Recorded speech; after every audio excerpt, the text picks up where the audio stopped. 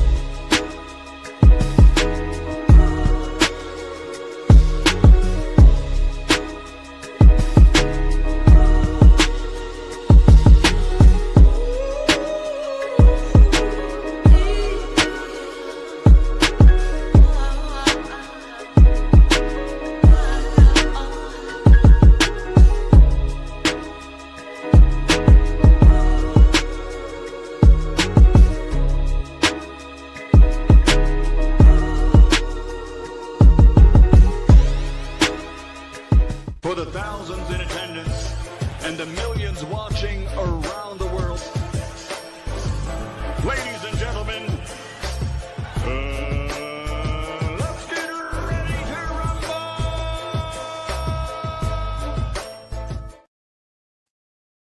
Yeah. What's going on, family? It's that boy, Coach Malachi, in the building, and we are back. Wait a minute. What happened? Oh, my bad. Yeah. My bad, y'all. I'm trying to. Okay, hold on. My bad, y'all. My bad. I sit back on my seat. I see my goddamn. Okay. I'm trying to make sure we Gucci on one end. Hold on. Salute to everybody, man. Y'all give me a thumbs up. Let me know y'all can hear me. I should be good. Okay, I'm good. We good now. We good. Hold on. Matter of fact, nah. Let me just turn the show on right here, so I make sure. All right, that's all I make sure. All right, that should be good. All right, yeah. We got it. We good. We got it. Shout out to everybody in the chat, man. Salute to everybody. Let's see who we got. Shout out to Daniel. True. Shout out to Daniel. Okay. Shout out to G5 from the Bronx. G5, what's going on, brother? Shout out to Mr. Tomato Can. Mr. Tomato Can, what's going on, fam? Shout out to Arnold Brown. Shout out to Carl. What's going on, brother? Shout out to we got my main man, the Bronx in the building, G5. Curtis, what's going on, brother?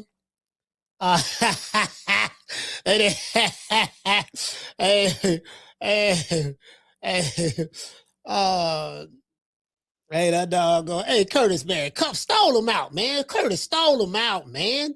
Come on, man. Come be a part of Team Debo. Come be a part of Team Debo. And they promise. You know what I mean? They promise now. You know what I mean? I talked to Bill and see if we can work out, but you know what I mean? You look at me and you all right. I talked to him so we can work out. And if you jump on the Debo bandwagon right now, well, I can promise you one thing. Debo won't take your chain from around your neck. You ain't got to worry about taking your chain. You ain't got to worry about taking your watch off. None of that. You see what I'm saying? Putting it under the shoebox on the porch. You ain't got to worry about that, fam. I'm telling you right now. Shout out to doggone Tila. Salute, Tila. Salute.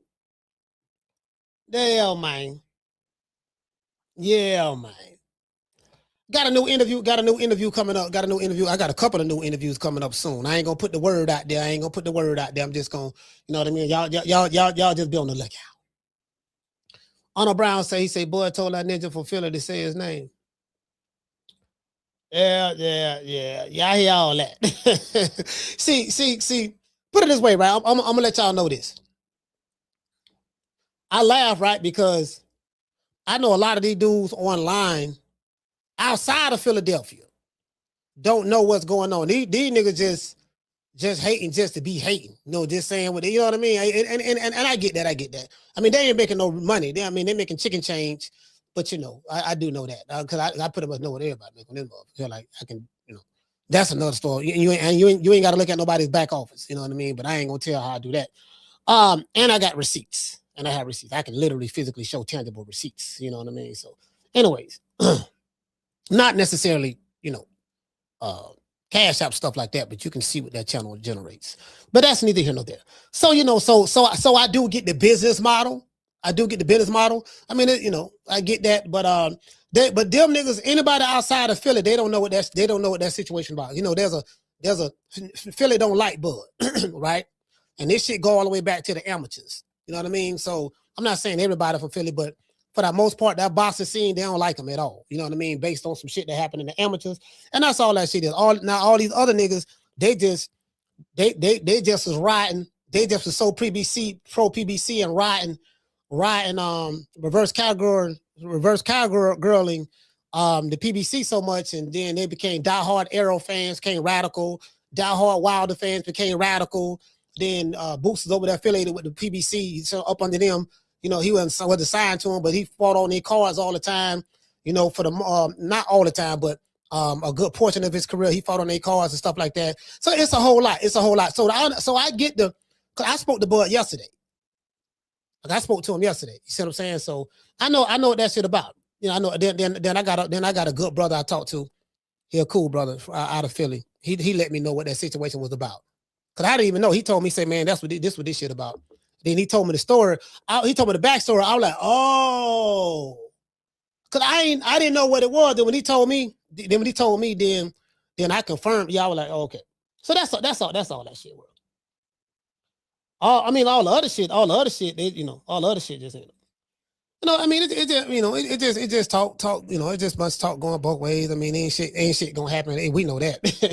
We know that ain't shit gonna happen. Ain't nobody, you know what I mean? The nigga got a first fact of the matter is nigga need to be focused on that Puerto Rican he got coming up. But they trying to promote, you know what I mean? They not even talking about they fight. So I know what that was about. I know what that was about. That's about. So I get the Philly angle. Anything outside of Philly is PBC. It's anybody that was affiliated with PBC who was pro PBC channels and they hated anything that wasn't signed to the PBC. That there's another dynamic. But guess what? That's just on this small community called Boxing on YouTube. That and a little boxing space on Twitter. That's not big. You know what I mean? But actually in public, when he in these cities that they say he can't come to and all that shit there, man, them motherfuckers be wanting to shake hands. Them motherfuckers be wanting to shake hands and take pictures. True. Facts. That's the truth. When they see you, they want to shake hands and take pictures. Facts. Hey, what does they say? Box is so slow. We talking about MDWG interviews. Yep. I mean, it's not, I don't want to say it. See, this what it is, fam. The American boxing scene has changed. Like it's more.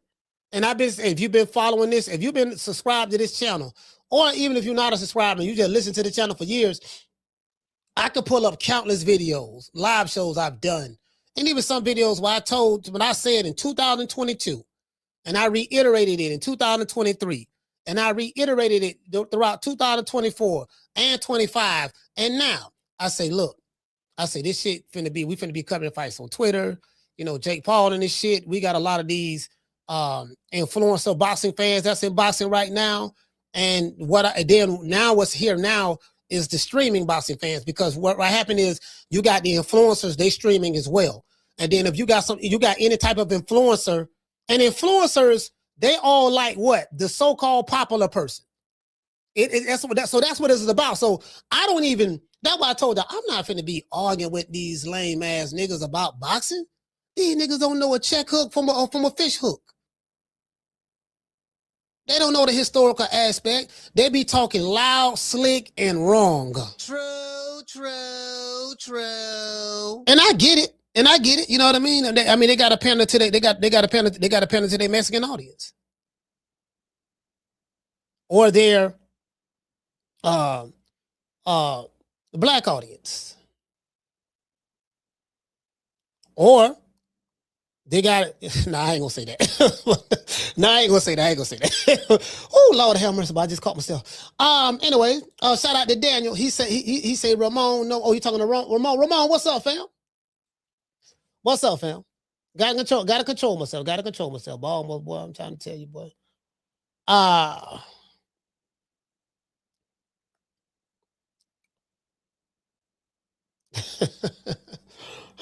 What he say?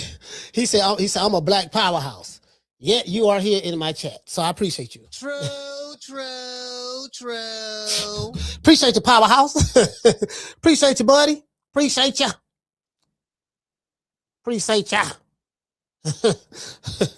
Oh man. Look like somebody got you up out of there. Yeah, we probably got a troll or two gonna pop up, but talk to him. Come and tell him, come and talk to me like Jodeci. You know what I mean? Just be respectful now. Just be respectful. Don't get out of line now. You know what I mean? Because we got shooters on me. True.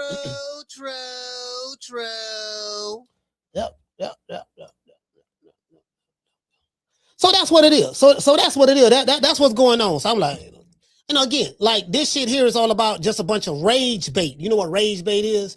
Rage bait. I ain't gonna say the content creators. It's a couple of them. They use rage bait titles and thumbnails and stuff to try to get emotion. So, they can maybe get an extra view or two, you know what I mean? But the extra view or two ain't paying like that. Cause I know what the bossing AdSense pay. You know what I mean? So, and I get it. You know what I mean? You gotta, fake it till you make it look like and then the people on the outside look like, yeah, man, nigga, we balling, we doing this, we doing that, you know what I mean? And this and that. And I'm like, man, this shit ain't that's why I say all these motherfuckers social media rich, but I'm living in the $600,000 house on the lake.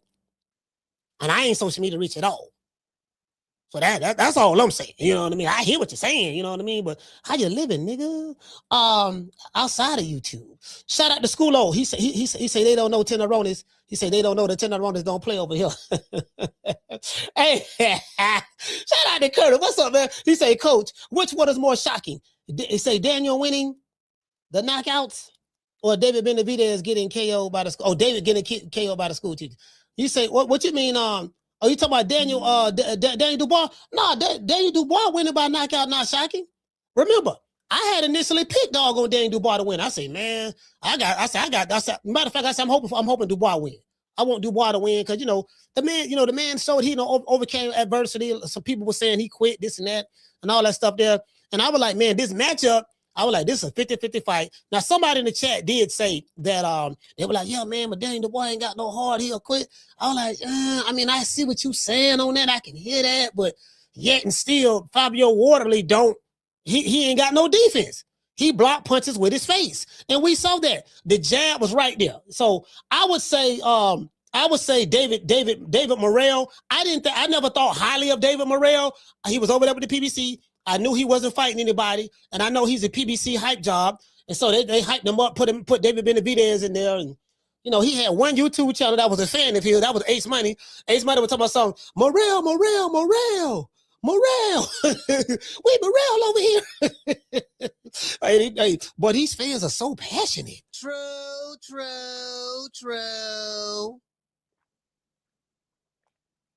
These fans are so passionate.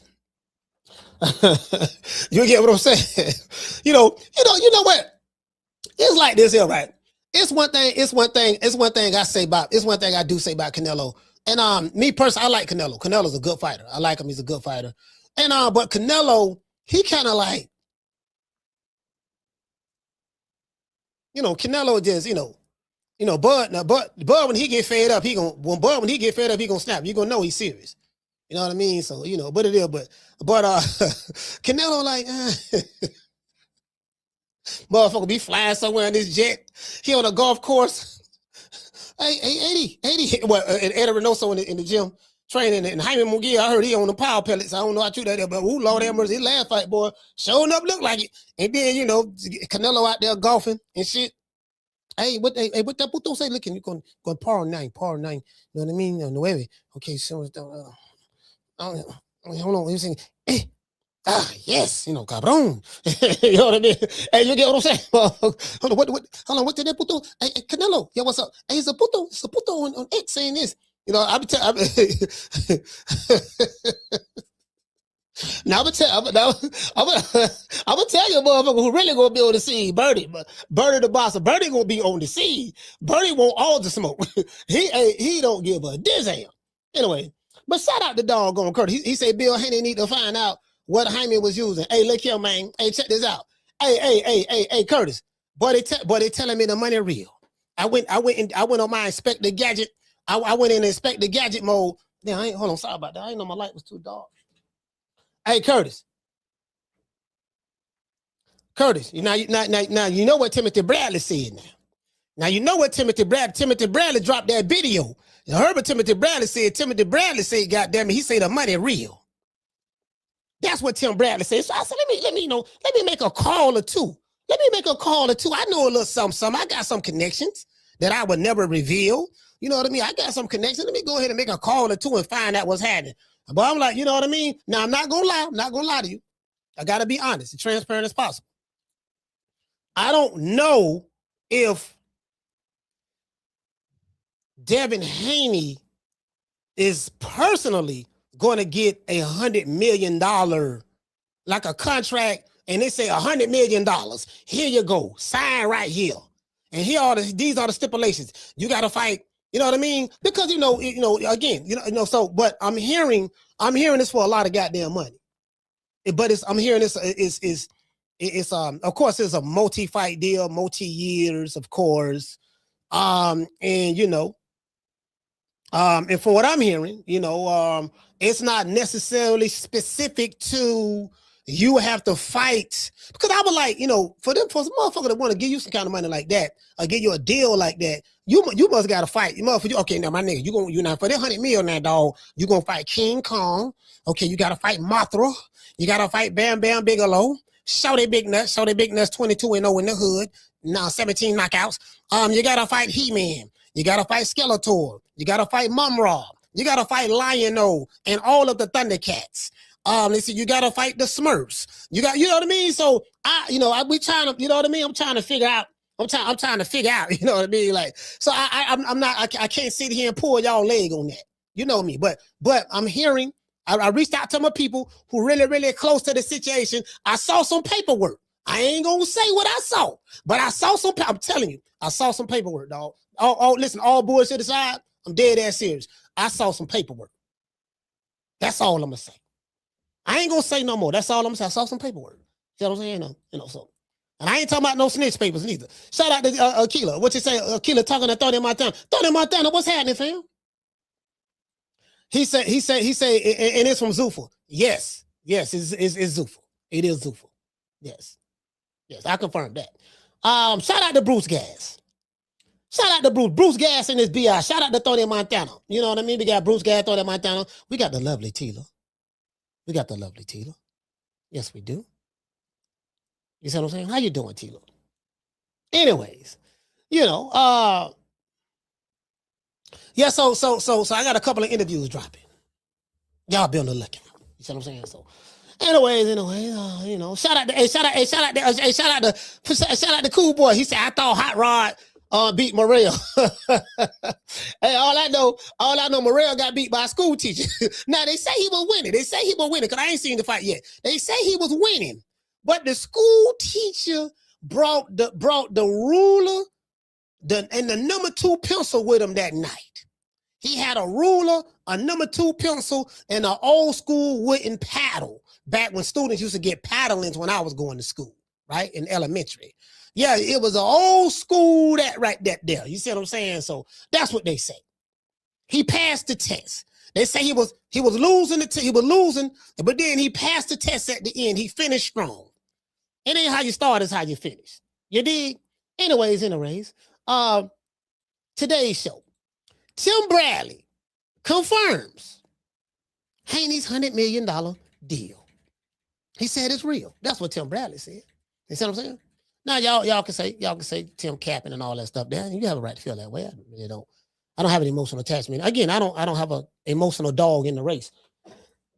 I don't have emotional dog in the race. Now I have an emotional dog in the race. If I got a check for 100 mil, I'd be like motherfucker Martin. How Martin used to be like talking about a woo woo, a woo woo woo. Yeah, shit, smell, yeah. I ain't gonna know how to act, but you know what? That's a lie. I will know how to act. Like, I ain't gonna act like AB. You know, I'm gonna talk my shit. Listen, I promise you. You think I talk shit now? I talk shit right now. And in comparison to 100 million, I'm broke. In comparison to that, and not comparison to that, I'm not. But however, 100 million, man, shit. Man, nigga, I have an army of bots. I have an army of bots that I flood the internet with. Listen. There's some programs I can buy right now to make my own bots and stuff to troll the internet. I have an army of bots just troll. Listen, I have an army of bots trolling all, struggling. What they call them? Struggling content creators. True. Shit, you really gonna hate me, man. See, one thing about me, but I do not mind being hated. I love it. I love the hate. I need that shit. You know what I mean? So yeah, if you ain't got no haters, you ain't doing that. Shit, if you ain't got no haters, if a nigga ain't hating on you, you ain't doing that. You evidently you ain't worth being hated on. Anyways, but I said Tim Bradley said the deal is real. Bill Haney tells Gillie and Wallo a whole lot. Bill, hey, listen, dollar bill over there with them Philly boys, Gillie and Walo. You know, I think they the leaders of Philly. Who bigger than them over there in Philly? I mean, Bill Cosby, he old now, so I'm saying right now in the modern era, I don't think no celebrity is bigger than Gillie and Wallo. That's their representative. Motherfucking Walo.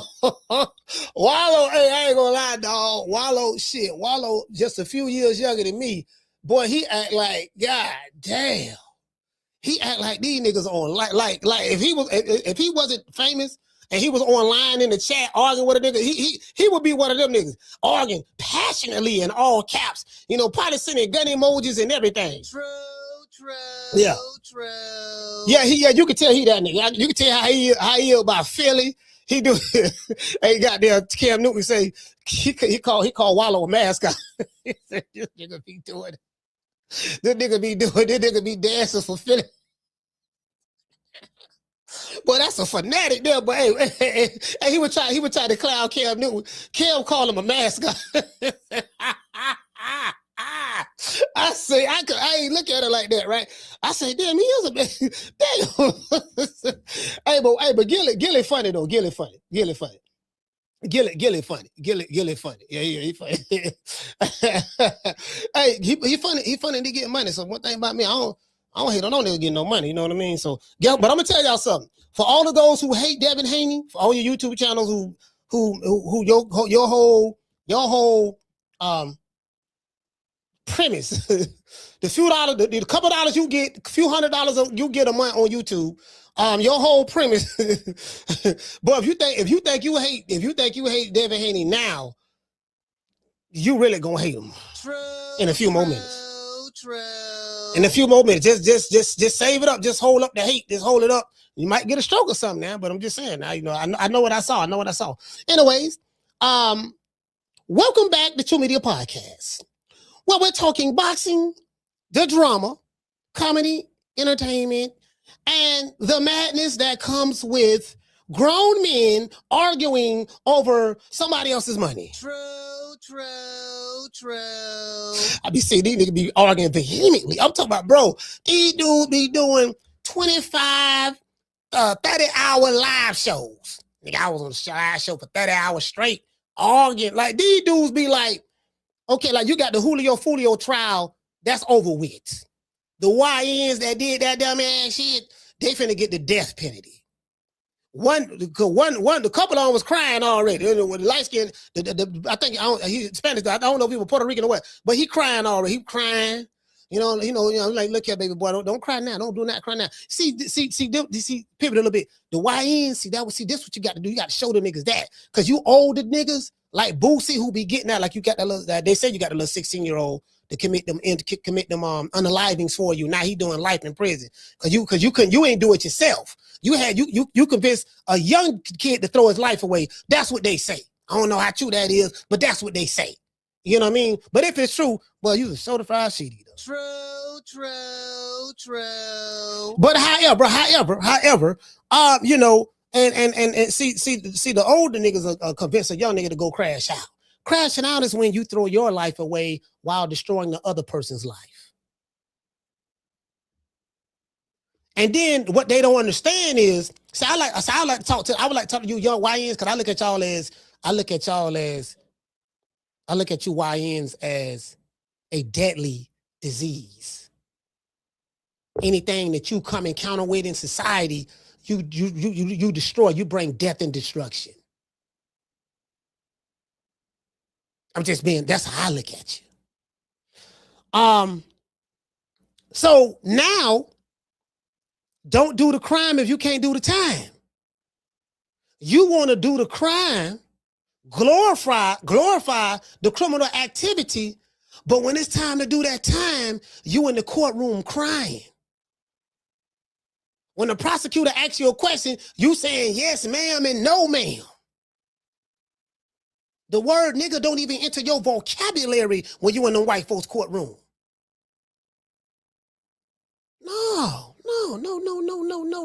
No, this what you asked for. This what you signed up for. So since you signed up for it, when you do that crime, you got to do that time. For every action, there's a reaction. They finna fry them boys. Florida don't play. True. Florida don't play. They finna fry them boys. They finna make french fries out them boys. They finna make cheeseburgers out them boys. But guess what? At least they some real niggas. See, that's the benefit of being a real nigga. But at least they was a real nigga. They kept it real. Street code, live by, die by, G code. At least they did that.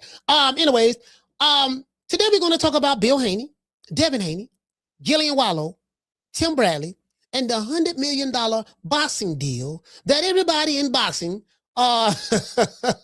everybody in the boxing world looking around like somebody just pulled their contract out of the magician's hat. Now you got some people saying it ain't no way in the hell, dog. Who gonna pay Devin Haney $100 million, dog? $100 million to do what? Put a nigga to sleep? This what some people saying. You know, but it's the same people that don't like Devin Haney. You know what I mean? I'm telling you, but they got more negative reviews about Devin than positive. I understand that. Me personally, I ain't got a dog in the race. I get it. But I say all that to say this, right?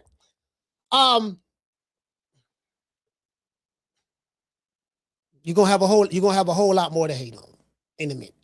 Shout out to doggone Weedy. Weedy, what's up, fam? Weedy, what's up? Shout out to Weedy. I'm looking at Weedy right now on the phone right there. Shout out to Weedy, man. Who we got? Jamie, what's going on, fam? Jamie say pocket watching. Hey, man, look here, man. They like to watch the pockets. They like to watch the pockets. So, you know. Curtis say, didn't Shakur get one too? Get one what? What he got? I don't know nothing about Shakur. You know what I'm saying? I'm just being honest. I don't know nothing about him.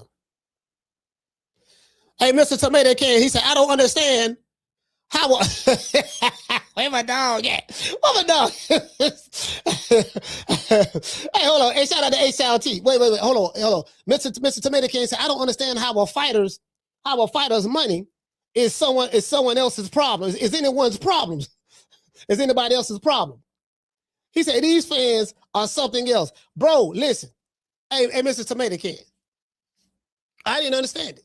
I remember, we got the commandments over here. They just violate the commandments. I said, they don't care nothing about no commandments. So, and I realized that once I understood and realized what type of fans we have in boxing, in American boxing in today's time, I like, oh, okay.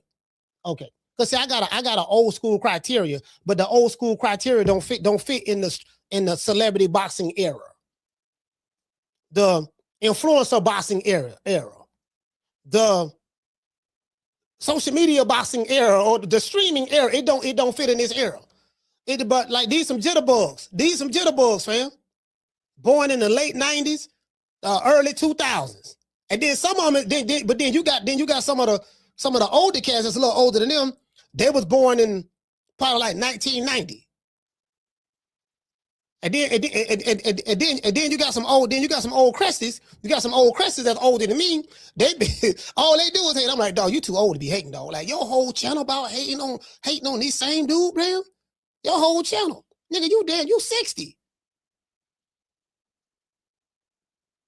Nigga, you one nigga getting a Social Security check in Chicago, and the other one, and the other one losing his mind, putting this red sweater, playing with his titties. True. Yeah. Hey, I'm just being honest. I'm just being honest with you. Now, apparently, Bill Haney went on $1 million worth of game and said something that made boxing fans stop and blink twice. Just made them say, hold on, what the fuck going on? Now, when Bill was on the show, I remember he was on the show. Y'all remember that last week? I asked Bill about this $100 million deal. After doing my own independent research, I found out that there is some truth to these rumors. The news will be dropping soon. Because boxing has a long history of throwing numbers around. Pretty much like drunk, like a drunk alcoholic, like a drunk at a cookout for the most part. You get what I'm saying? Then everybody talking about, oh, I'm trying to tell you, boy, this man, boy, nigga he ain't getting $100 million. Well, he finna get $100 million. So Team Haney is saying, yeah, nigga, we got the bag. And I'm like, I don't know why you happy. What you mean we? And I say, oh, I get it. We meaning that you're living your life vicariously through Devin. So I get that. And then over here, yeah, that nigga ain't getting that. Fuck that nigga, he ain't getting that and all that stuff there. And it's because you have a strong emotional, deep-rooted hatred for this guy. So anything that you hear of good news that could go to this guy, it kind of like messes up your day. So I get that. So I get both sides. Both sides have an emotional attachment to Devin Haney. I get that. Whether they love him or hate him, their attachment is emotional. And there's a digital shootout going on right now. You have I Hate Devin Haney YouTube channels, and then you have I Hate Devin Haney fan bases who only rock with I Hate Devin Haney YouTube channels. And then you have I Love Devin Haney YouTube channels and I Love Devin Haney fan bases, and they rock with I Love Devin Haney, you know what I mean? YouTube channel. So I get that. And there's a digital war going on online. It ain't no digital shootouts. Ain't nobody really shooting at each other digitally. It ain't going down like that. It ain't ruthless like it was when I came in the game. When I came in the game, no, you got to have that fire. See, I keep that fire with me. I keep it with me. Just in case. And I got the ski mask. Guess what? And I got the ski mask. I got the ski mask and the Mexican flag right there too. And I got the Mama Hofield. I got the Mama Hofield wig right there too. Just in case I got to pull out Mama Ho. True. Just in case I got to pull out Mama Ho. If I got to pull out Mama Ho, goddammit, I will. You know what I mean? Hey, shout out to Karma Serene. Shout out to Karma. Hey, if I gotta pull out Mama Ho, I'm telling you now. It's gonna listen. I ain't no easy win for no nigga. I tell you that right now. I pull out Mama Ho. I pull out Mama Ho. I pull out the oh, hold on. I don't know who the brother was. I forgot, but shout out to the brother. He sent me when I see them, I'm gonna give it to him. When I see them, I'm gonna give it to him. When I see him, I'm gonna give it to him because we got an interview set up. But yeah, he sent the dog on here. I got the brother got to set the glove Everlast with DH on it. DH. I guess DH stand for what did DH stand for? Doghouse. No, just joking. The DH stand for Devin Haney. Okay, all right, brother. Shit. Yeah, the brother. You know what I mean? Hey, what you say? She said what happened to the Hofields? Haven't heard from them in a while. Hey, Carm, they still around. You know, Mama Ho still okay. Hold on.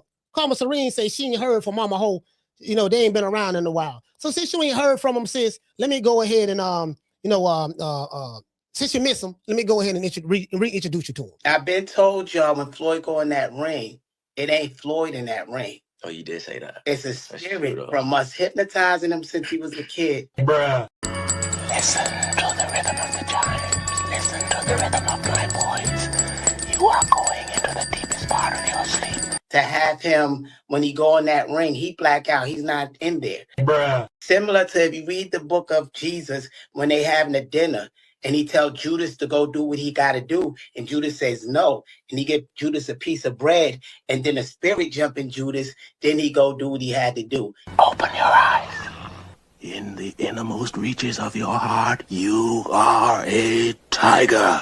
Tiger. I've been told y'all when Floyd go in that ring, it ain't Floyd in that ring. Oh, you did say that. It's a spirit from us hypnotizing him since he was a kid. Bruh. You are capable of great feats of strength and courage. Strength and courage. It's in the Bible. It's similar to that.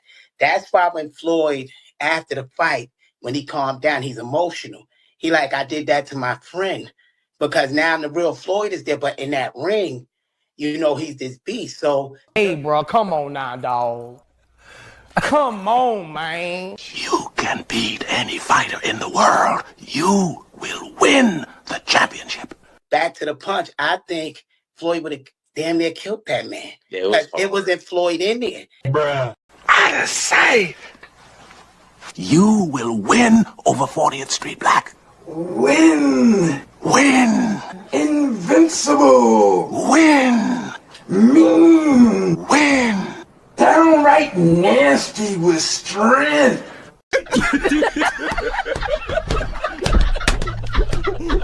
Yo, shout the season, man. I've been told y'all when Floyd go in that ring, it ain't Floyd in that ring. Oh, you did say that. It's a spirit from us hypnotizing him since he was a kid.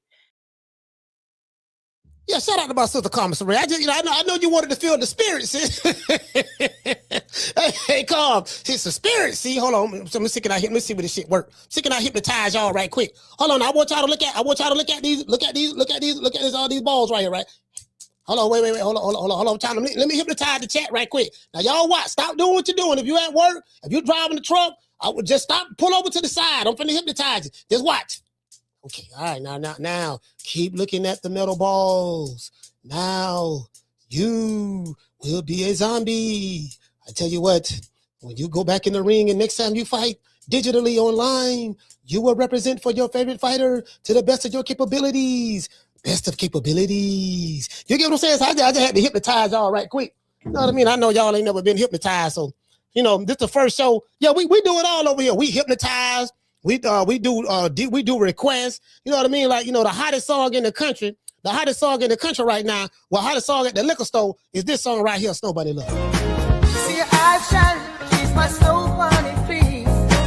In the winter lights, so she's my sweet love of me. Talk to my nose, this love was God is so raw. Make you move, stepping out, from out of control.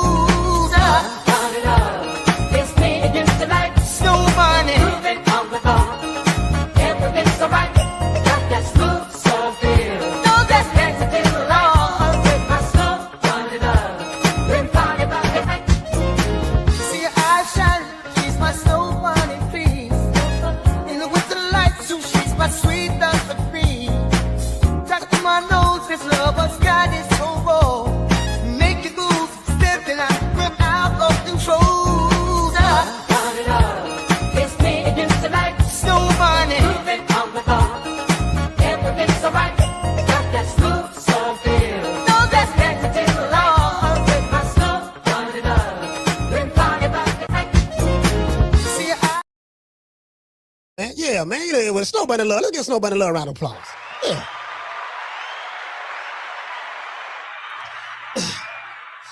Yeah. Yeah, man. Let me tell you something, man. I can tell you what I saw. Again, I'm not gonna reveal anything, but I can tell you what I saw. You know what I mean? It's for a lot of money. You know what I mean? So they got a deal. He got a deal. He working on that shit. You know what I mean? It's a big deal. You know what I mean? So, as I said before, now I can't say. Not gonna lie to y'all, I can't say that I saw something that said Devin Haney or DHP Promotions will receive $100 million check. Or I ain't saying that. You see what I'm saying? I ain't saying that at all. But it's a 9-figure deal. True. It's a 9-figure. Well, let me see. It can be potentially 9 figures. It could be potentially that. You know, because I don't know. Like, Again, I don't know. You know what I mean? Like, it's a lot of language they have. You know, just from what I've heard. You know what I mean? You know, it's language in there. I'm not an attorney. You get what I'm saying? So I saw. You know what I mean? I'm not an attorney and shit like that. But I'm just saying, I know what I saw, and you know, so I'm like, but it is dealing with Zuffa. It's definitely dealing with Zuffa. It's definitely dealing with Zuffa. Absolutely. You know what I mean? Now, I don't know Shakur Stevenson's situation. I don't know anyone else's situation. I don't, because I haven't seen any paperwork as it relates to Shakur or anything else like that. But, you know, so it is what it is. Shout out to Curtis. He said you should do that. Tell him you have power. Hey, what you say? She said, Coach, did you watch Zuffa boxing last night? Nah, I was No, I didn't watch. I'm trying to think, what was I doing? No, I didn't watch it. I didn't watch it. He said I can hear freak out mix into this. Oh yeah, talking about Snow Bunny Love. Hey, he said $100 million contract with $14 million guarantee. Hey, listen, it's gonna be some niggas mad. It's gonna be some motherfuckers mad. Either way, I put it this way: somebody gonna be happy and somebody gonna be mad. That's all I'm gonna say. Somebody gonna be happy, somebody gonna be mad. You know what I mean? So, he said that Zuffa card was fire last night. Yeah. Yeah, I heard Sugar Shane Mosley Jr. won. So anyway, let's go. Okay, let's go over here. Let's go over here and see what my main man. We got Tim Bradley. Let's go to Tim. Let's pull up Tim Bradley. We're gonna pull up Tim. We're going to Gillie and Wallo. You get what I'm saying? We going to all that there. I would pull up the $1 million worth of game. Matter of fact, entire podcast, because it was fun. It was fun. Me watching, I didn't get a chance to see all of it. I only saw like 30 minutes of it. I'm like, man, I ain't finna be going over this whole thing on the show and all that stuff there. You know, I did see the clips of when they had Bud on FaceTime and stuff like that, and Bud kind of like checked them niggas, you know what I mean, so to speak. Then Walo went to making light of it, talking about some, yeah, well, you know, we beat you on this and that and all that stuff there, yada yada yada. And I get it, but on the real, this Philadelphia fighters and shit that don't like Bud, that shit come from some shit from the amateurs. That shit come from some shit from years ago. You see what I'm saying? You know, with a certain fighter. You know, yeah. If y'all know the story, y'all know what it is. You see what I'm saying? So that's what that shit about. So I get the Philly angle. I get that. So. Let's see. And then Bud beat up a few Philly. I think he beat up a couple of Philly fighters in the pros as well. You get what I'm saying? I mean, you know, it is what it is. What Hammer and Hank landed. I remember Hammer and Hank. But hey, listen, I used to like Hammer and Hank landed, boy. Hammer and Hank landed, boy. That's a shit talking about for right there, boy. Hammer and Hank landed. Boy, Hammer and Hank, boy, oh, he got the shit beat out of him, though, boy. Lord, Hammer, boy. Who? I mean, I get it. Trust me, I get it. I understand, boy. I get it. Let's see. Let's pull this up. Because I want to see if this is time stamped.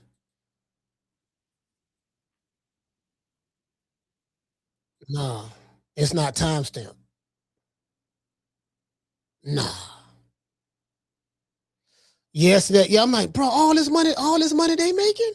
Bro, how y'all making all this money, bro? Y'all ain't got nobody to put chapters in your long form content. All that money they got. You got the white folks backing you. Got corporate backing, sponsorships. Come on, man. Y'all, they got it. Well, Gillie and Wallo got to tighten up. They can do better than this. Y'all, the money y'all making, the money they making, they got it. You see what I'm saying? I'm saying the money they making, they have to. You dig? Like, you gotta, you have to. Hold on, because I don't want to. See, this video 2 hours long. So we ain't doing that. This motherfucker 2 hours long. 2 hours and 24 minutes long. And I don't know exactly so, but we not finna do that. I don't know what we finna do. Because I come prepared. So bam, we finna go over here to IG. We finna go to Insta. And let's see. And let me see something. What's that? Oh, okay. So, oh boy, let me see something. Let me see what this is. Hold on. What did he say? Hold on, I'm trying to find.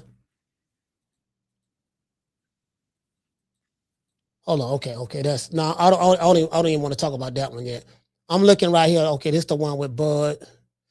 This the one with Bud. They got his haters all. They got their panties in a bunch right now. I understand that, there. Just loosen the thong up. Loosen the thong up. It'll be all right.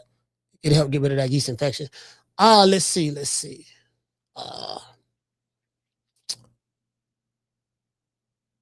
Trying to see where that one at with where that one at. I'm trying to find. You know, I got so many videos saved over here. Where's that one? Oh, wait a minute. He sent me one of somebody. Hold on. Somebody sent it to me. Hold on. Somebody sent it to me. Let's pull this up. Let's pull up Dana White.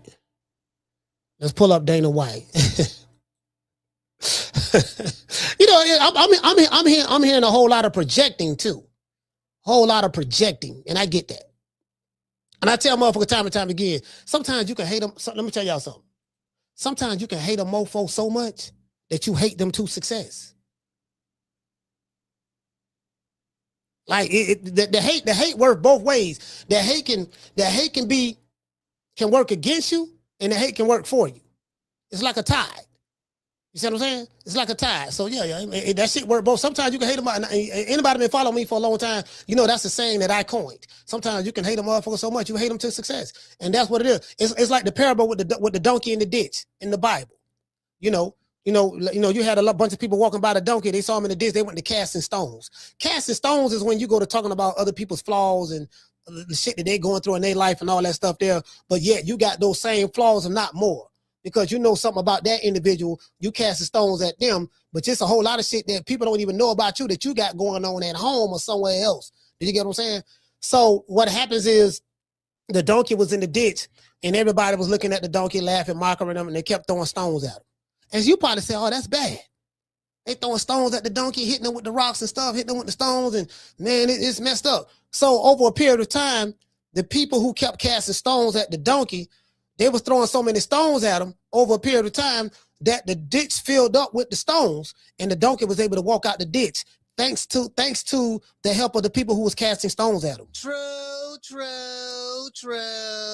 That's how that shit works. I seen that shit happen firsthand. Anyways. So yeah, we're not going there. We're gonna go here. Where is that one at? Wait a minute.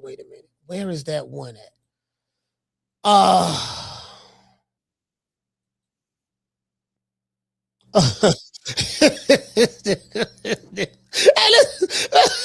Let's go right here, man.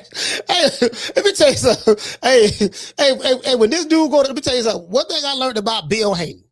When Bill Haney go to talking shit and he go to talking, he talking for a reason. It's just that the people online, you're not in the loop. So you just going on with your favorite YouTube channel saying who suffer from confirmation bias. Just you're not in the loop. But get what? It's some niggas finna be mad. It's some niggas finna be mad in a minute. I can promise you that. Breaking news: the world is cold. New York is cold, and it just got colder. This nigga is stupid, man. This nigga is stupid. Talk about breaking news. The world is cold. Anyway, let's look at this Dana White window. Let's see what Dana White talking about. What Dana White talking about? The man who Oscar De La Hoya and the other promoters, all the promoters love. They hate this man right here now, boy. But let me tell you something. The people who backing him, the people who backing Dana White. Oh, Lord have mercy, boy. Lord have mercy. Chris Mannix put out there that Shakur Stevenson is coming over to Zuffa. Is that any validity to that one? Did we announce that Shakur Stevenson? No? Possibly. Listen, at the end of the day, I think that everybody's going to be here at Zuffa Boxing. including Devin Haney after his dad put out that cryptic $100 million contract message? I think that everybody's going to be at Zuffa Boxing eventually. Is that a Shakur Devin one day? Well, what I said was last night too. I said at the end of 2026, right? I mean, you guys, most of you guys were here for the first press conference that we had. I said, judges, by our body of work as we head into 27. So, yeah, I don't know why I would say things that weren't true or. I mean, look at what we've done in just 4 months. Look at tonight, and look at the you know, how these guys are fighting right now. And tonight it was a great card, and they're only going to get better. And what starts to happen is when you start from the bottom up and you start to build your way up, you then have all these built-in storylines. And now you already have guys calling out other guys inside the, you know. he talking about the storyline. See, the storyline is big. Storyline is big. I'm here to tell y'all that it's gonna be some motherfuckers mad. It's gonna be some motherfuckers mad. Like this motherfucker got their nuts crossed, their toes crossed, their legs crossed, their eyes crossed, their arms crossed. Yeah, I'm just saying, man, you might just uncross your nuts, uncross your legs, your toes, your fingers, your arms. Uncross your eyes, dog. You know, you just you gonna have a goddamn stroke. True. You know what I mean? Like me personally, I don't get emotionally invested into any fighter or even content creator for that matter. I don't get emotionally invested. I mean, there's no need. You know what I mean? Because you know, I know the reality of the situation. I told y'all this. I keep telling y'all this social media, this YouTube shit. This shit ain't real. This shit is art. Okay, you got artificial intelligence. This shit is artificial reality. You ever heard of AI? Well, there's something called AR. You know what AR means? AR means artificial reality. You get what I'm saying? Artificial reality, you can be all you can be. But then there's the real. Artificial reality is what you want it to be. Just because you want it to be that way, don't make it truthful.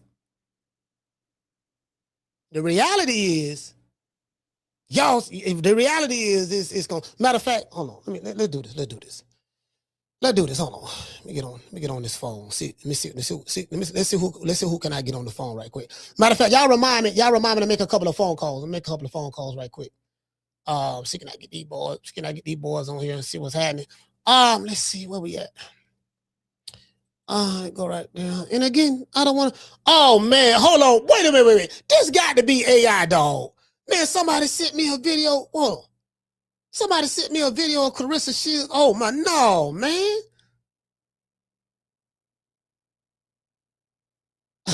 Oh, she do got that record deal with Win Records. She do Clarissa Shields. She do got that record. She got a 360 deal. She got a remember that $8 million deal she's supposed to sign?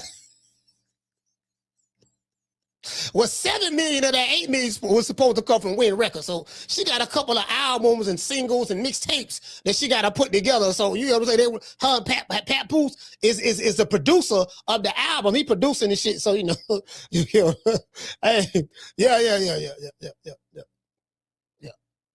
That was what she doing. She got the, you know what I mean? Man, they clowning Chris, man. Y'all listen, y'all gotta leave the guat alone, man. Y'all gotta start talking about the guat, dog. Y'all just leave the guat alone, man. It is what it. Leave the guat alone. Let's go right here though. Cause this right here was and I spoke to this young man yesterday, to be exact. I wanted me to end Boo's career before it started. Yeah. I don't know about that. I've been said fucked him up. I would have knocked him the fuck out. And it is a reason why Here it is, they yeah. went the other way. Stop playing with me. Thank you. Thank you. Stop playing with me. Niggas, the real boxing motherfuckers know why they went the other way. He wasn't ready yet. He needed a couple of more fights, they said. Stop playing. Y'all be Come on, bro. What I'm talking about. We already said That's that. right. That's right. But I don't It ain't his time. Brian That's said the right. same thing. It ain't his time yet. And I be trying to be nice because I support the young fella and all that, and he black and shit. I want to see him succeed. That's my thing. Niggas can't come up to me and do the same shit that they can do with other niggas. Niggas don't do that with me. I would slap the piss out of niggas' face. Niggas know who to play with. But that was also what I said. That his career is already ended. Niggas don't even really be saying my name. They be like, I'm with everybody. I'm on everybody. I'm gonna stop here. Niggas say my name. Niggas say I knocked Terrence Crawford out, nigga. You ain't regular, Terrence. We know that. You ain't regular. You ain't regular. See? Well, I know me and Walo tried you, nigga. We won. We won, nigga. We won. I know martial arts. Let's change the sport. We can change the sport. And we're going to see what you're going to do then. I'm a martial artist. So I don't count. You knock me out. Now, Gillie and Wallo, they the kings of Philly. You know, I'm like, Gillie and Wallo, the kings of Philly. They went to laughing and kikiing after Bud said that. You know, I was expecting, no, pussy ass nigga won't care about that nigga this Philly, nigga. We Gillie and Wallo, nigga, I dog boots to do this and that. You don't talk about no Philly nigga like that. No, they went to laughing and kikiing because they knew he was dead serious. True. Yeah, you see what I'm saying? It is what it is. Anyways. But I digress. That shouldn't count. I was expecting. It don't count. I got 13 belts. Hey, don't matter if you knock me out. Hey, this nigga said he got 13 belts.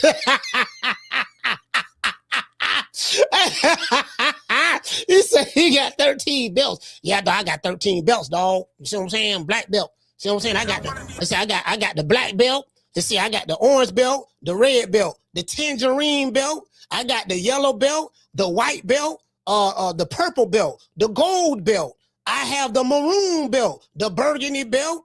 Let's see, I have the velvet belt. Let's see, that's 11 right there. I have the Crayola belt, and I have the French fries belt. That's 13. True.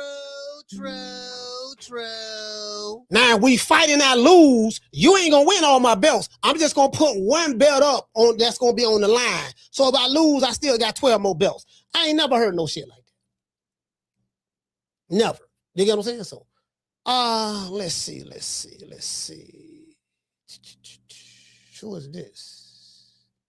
What's this? I got so many videos. That's the thing. The thing is, I have so many goddamn videos. It's like, let's see. Where is that? Where you at? Okay, here you go right here. Now let's go right here. Hold on. I'm gonna pull all this shit up. Let me hold on. I gotta make a phone call. Let me call my guy. See if he pick up. Hold on. This nigga here, boy. This nigga Walo is hilarious. I don't want to sound crazy, but you know, I'm undisputed is when you got all the belts. You got all the belts, and you give a guy one fight a chance to win all the belts. Oh right? shit, I ain't doing that. Right. I wouldn't do no shit like that. I'm not putting up my 13 black belts for one fight because it might not be my day. But I got 13. That's why I'm like, hold up, what the fuck? Undisputed me because we don't talk like that in martial arts. So my whole thing is like, you think that I'm going to fight this one dude and put my 13 black belts up for this one little in the dojo? I don't think that's worth it. Okay, so that's crazy. Shut up, man. No, but that's a perfect way of. That's crazy.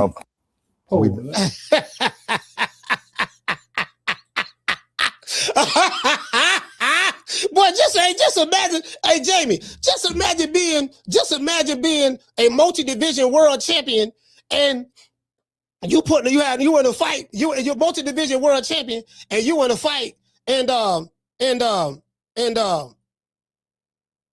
you say, well, look, yeah, I'm only gonna put one belt. Hey, listen, I'm only gonna put one belt up, dog. So guess what? You only gonna get the IBF now.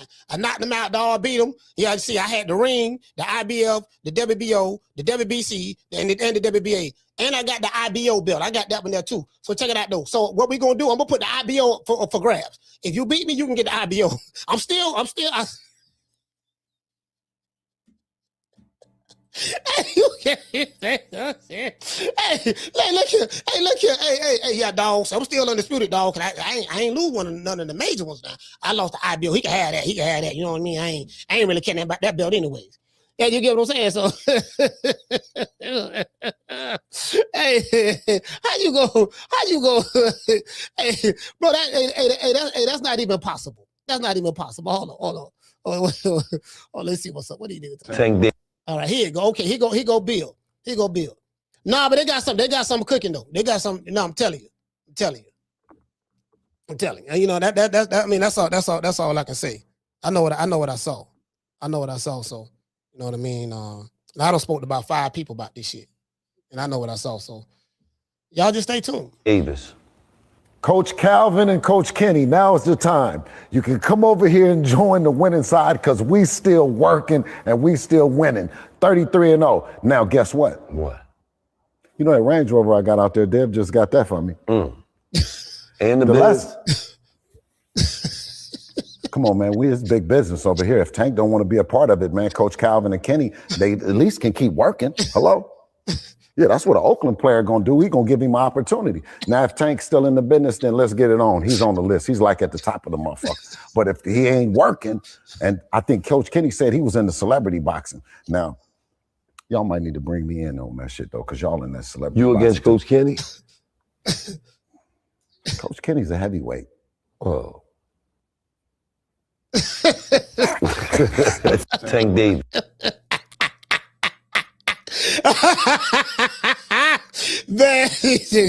man, he goddamn man. Come on, man. This motherfucker. Hey, bro, all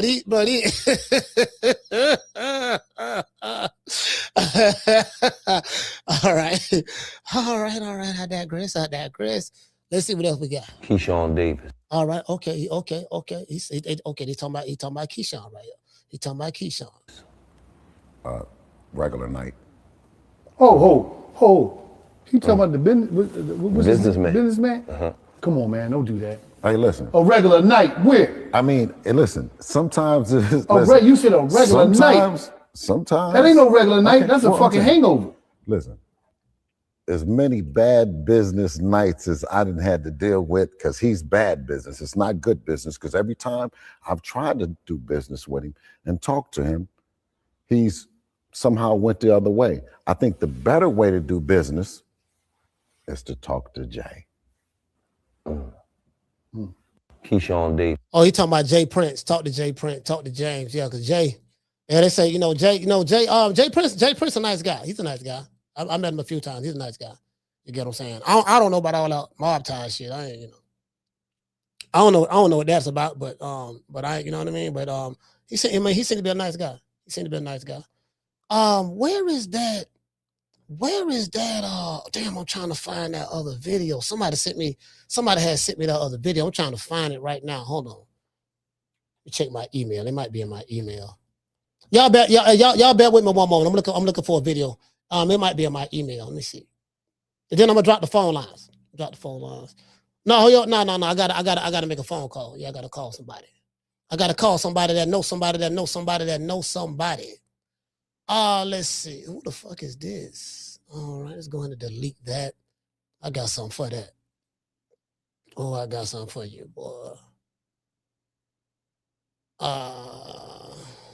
Got that one. Hold on. Is this it right here? No. Oh, that's the entire interview. That's the entire interview. Oh, that's the entire $1 million. But see, damn, I wish they would have had this timestamp, fam. As a matter of fact, hold on, let's do this though. Let's do this. Let's do this right here. Cause I want to see what the people in the comment section talking about. Cause we always go to the comment section. But let me call 2 people right quick. Y'all bear with me one moment. Let me call 2 people. Let's see what's up.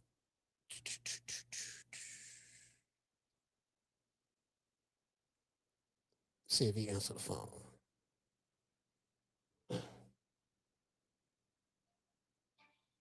Your call cannot be completed at this time. Please try again later. What? No, nigga. I know he turned the phone off.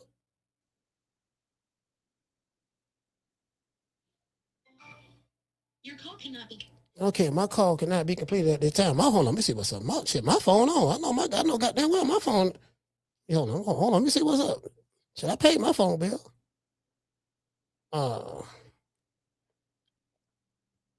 Matter of fact, I was just on the phone this morning. Just thought about that shit. Let me see what's up. Let me see what's happening. Hold on. I want to make sure that. Yeah, I just spoke to my son at 2:00. Let me see.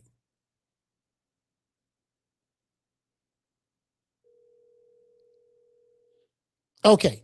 Now my phone working. It's ringing. My phone working. It's ringing. Hold on. Let me try it one more time just to make sure.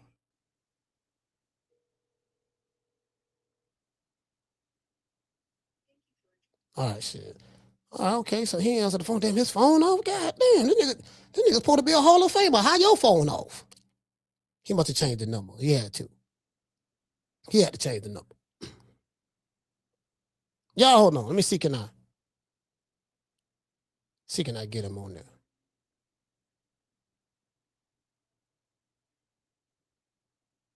Hold on, let me see, can I get him on? Y'all bear with me one moment. No, my bad. Damn, no. I'm trying to. I called the wrong person. That's bad. I ain't gonna call him. Where you at? Right here. Hold on, y'all. There you go.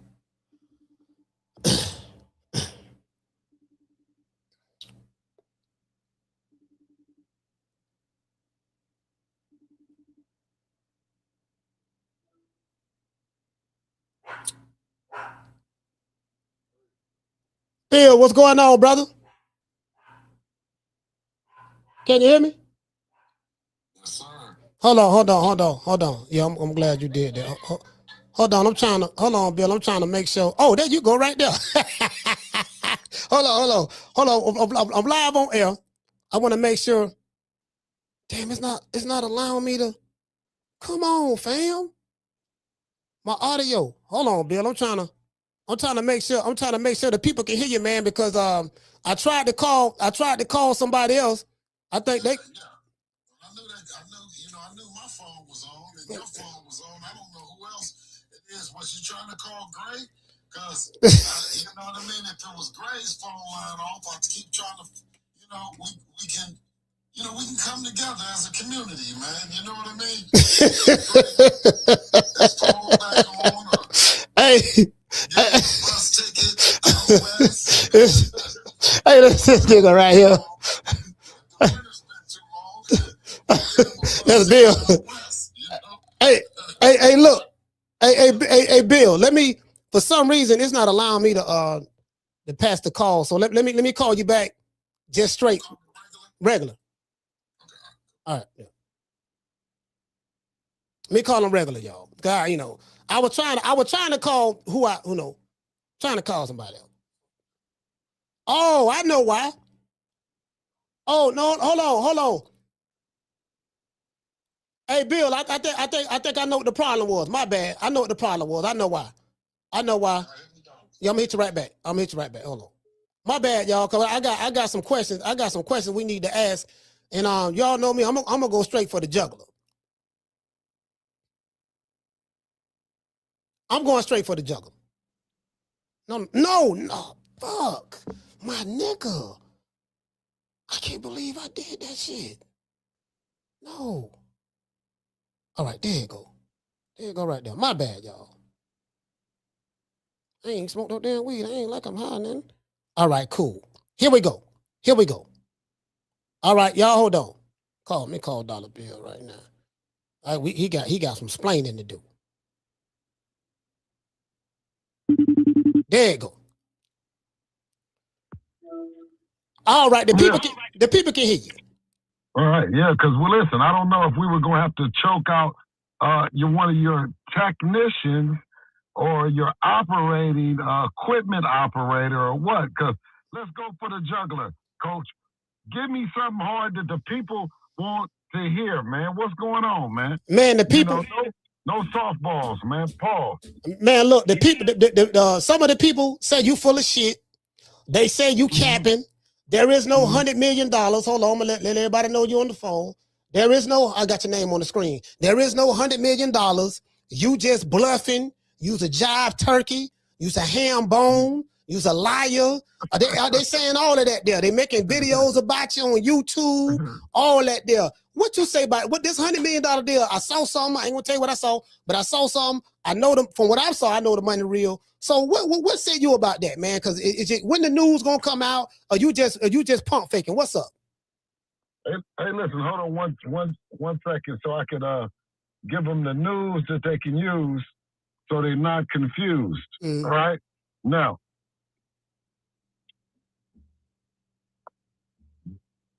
Not only are we in a great opportunity where, we never did no begging. You know what I mean? That was what they always told us, was to show our worth. Go get the money, man. Go get the money, right?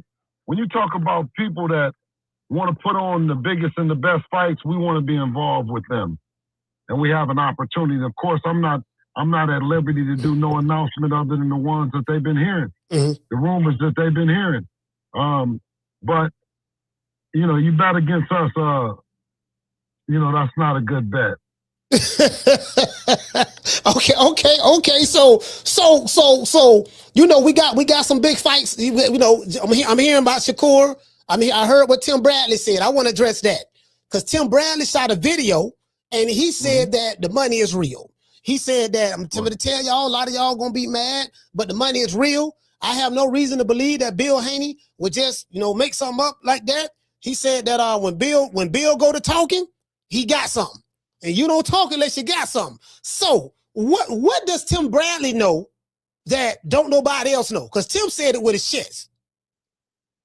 Well, he's been in the sport no different than a lot of the naysayers have been content creators who have said that, ran different narratives. But I think not only Tim, but also one of the content creators that has sworn to be non-biased has said that they can't stop talking about Devin and him fighting, the ring, whatever, so inside and outside the ring, they constantly talk about him. It proves that a lot of hard work, people are interested in it. You know what I mean? I'm thankful, alhamdulillah that, we're put in this position. But, you don't have to, when it's some money, when it's enough for everybody. And we're never going to do nothing that, we know that we're in a great situation, but we also know we're in a great situation to make the best fights happen that the people want to see. And, in or around his division, those are some hot fights to make. So what you got to say about the naysayers who say, well, look, Devin Haney is a born fighter.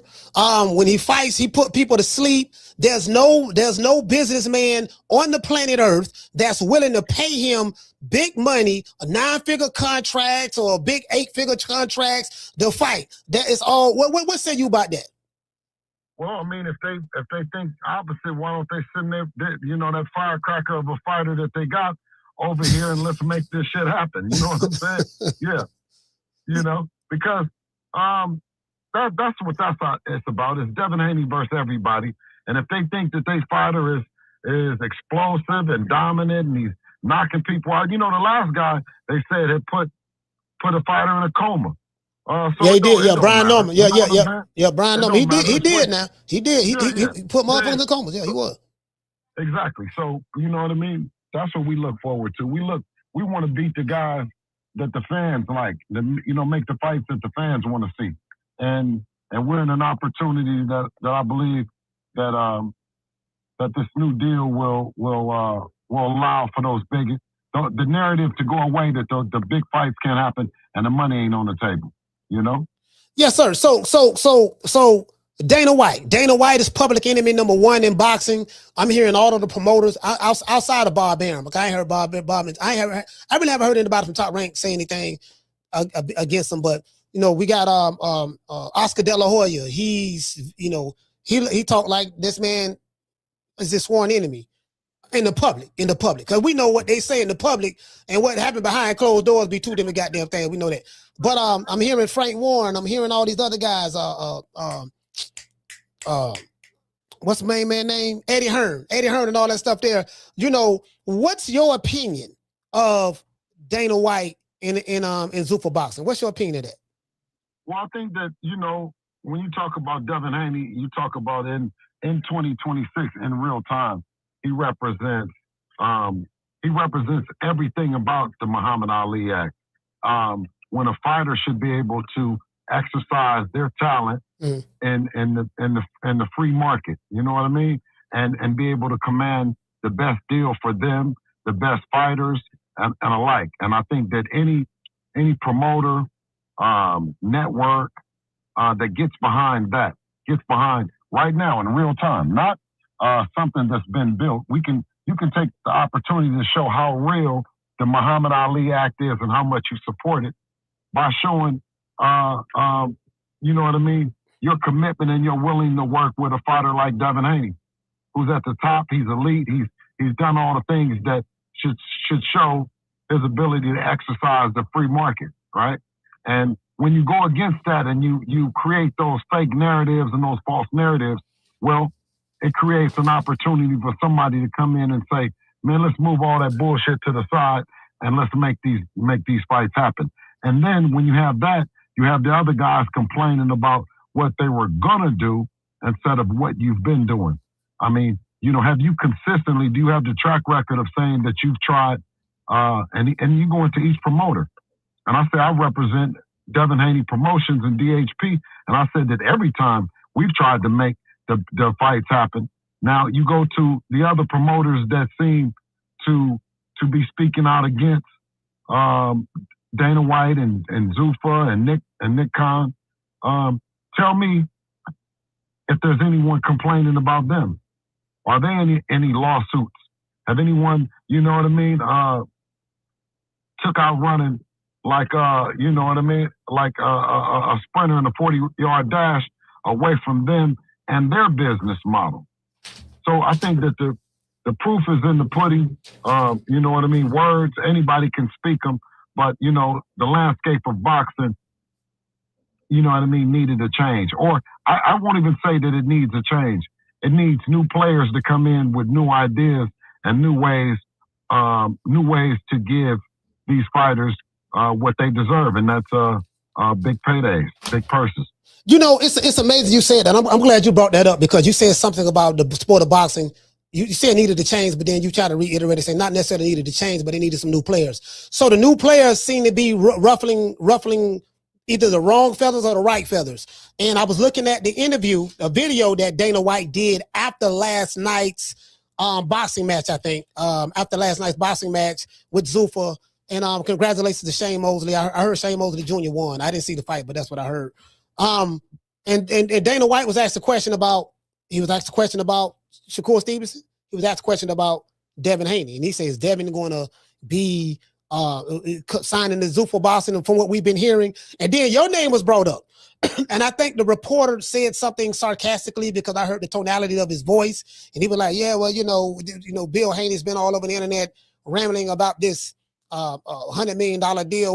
What you got to say about that? And Dana, I didn't go by what Dana White said. I listened to what he didn't say. And he didn't say that Bill Haney was lying. He didn't say that whoever saying this about this deal was lying. He just had a smirk on his face. He laughed and he would be like, well, he said it vaguely.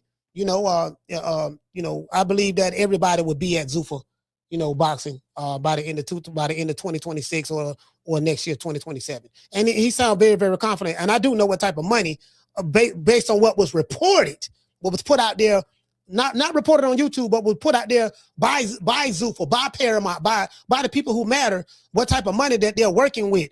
And he seemed very confident about that. Do you think that Dana White is accurate in that assumption about fighters eventually going to be over there? No, he's the new player that was needed in boxing. Okay. To keep, you know what I mean, to keep it motivated for the fighters, right? Mm-hmm.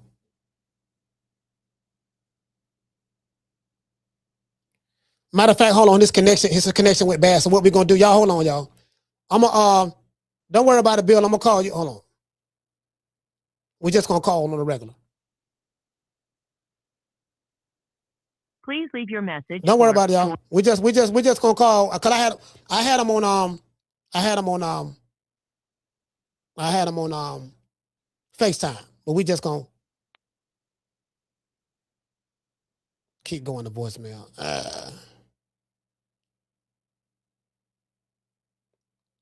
Yeah, because I got about 5 more questions I want to ask him. All right, so y'all bear with me one moment. I'm trying to get back to him. All right. It's going to voicemail, so I don't know if his phone went dead or what, or he's in a bad area or something of that sort. Because I think Bill is in New York. I'm not sure. I think he's in New York. Either New York or Cali. One of, but I think looking in the background, I said, yeah, that looked like New York. Looking in the background. Yeah, man. So hey, shout out to G5. G5, what's going on, fam? He said, what did he say? He said SMJ stop board Chuck. Oh, yeah. I heard that. I didn't see the fights yesterday, G5. I didn't see the fights yesterday. So let me go in it because Bill ain't on the phone no more. Let me see, can I call back one more again? And he'll probably get back to me when he can. Yeah. All right, cool. Damn, I had some more questions to ask him. Shit, he said his battery probably died. Yeah. That's what I'm thinking. Damien, because when I'm calling back, it's going straight to voicemail. So his battery might have died. I don't know. What he say? Shout out to you, coach. You don't pull Bill back on his YouTube streets. Hey, no. Hey, no, Bill was already on the streets. You know what I mean? He come back out when there's something to talk about. You get what I'm saying? So, he said, Coach, can you unhide Weedy? They won't let you do it. Who hit him? Who hit Weedy? Is he hit? Oh, let me see. Oh.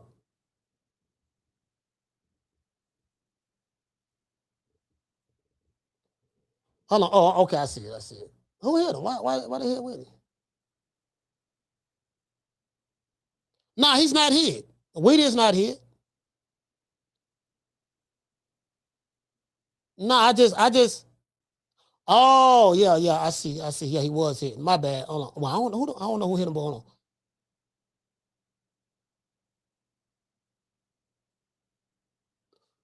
Hold on. Unhide Weedy.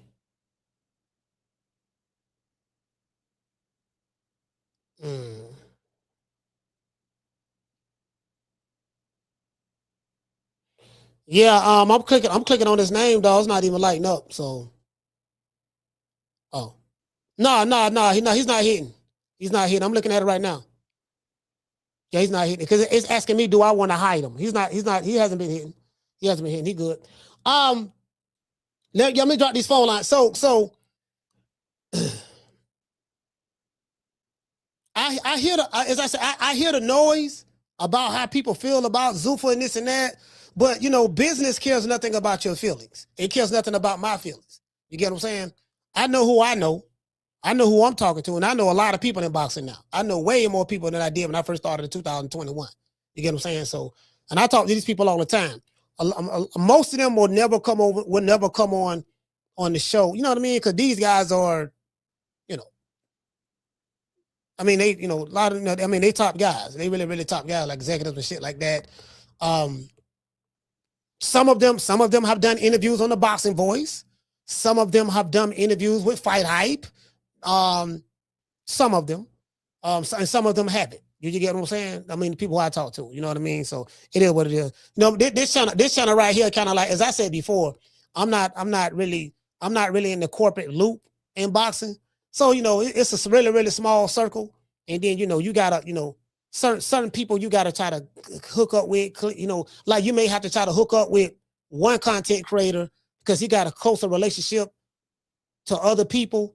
So you'll hook up with him, and through him, he can open up doors for you and stuff like that. It's just me. I don't play the game like that. It's like, no, I gotta, they reach out to me organically. And a lot of these people who I know, who I talk to, you know what I mean? That's with PBC, that's with Top Rank, that's with Golden Boy. All those guys reached out to me. You get what I'm saying? Because I didn't know they watched my content. They reached out to me like, hey man, we listen to this shit. We fuck with you, whatever the case may be, and yada yada yada. So So it's really I like the organic. You know what I mean? I don't want to, you know what I mean? Because I don't never want a motherfucker talking crazy. You know, talking about nigga, man, we gonna cause I had one to ask him. I had one to ask him in the interview, but I had one to ask him what he was saying about Tank Davis, Keyshawn Davis. Goddamn, I had Boots. Like I had some more. I had a whole lot more goddamn questions I wanted to ask him. But definitely the money. Cause everybody talk about the money. All the other shit, I ain't worried about that. All the other shit is the other shit. You know, niggas fanned out and they getting emotional. I get all that. I ain't because it's one thing that I'm not gonna do. One thing I don't do is I'm not gonna do this. You wanna argue? I can't argue with you. You mad? Look at you. You mad? I don't get paid to argue with you. Who is you? You ain't nobody. Shout out to Dr. Mark. Shout out to Dr. Boston. Dr. Boston, what's going on, fam? Let me see, can I hit him back again? Oh.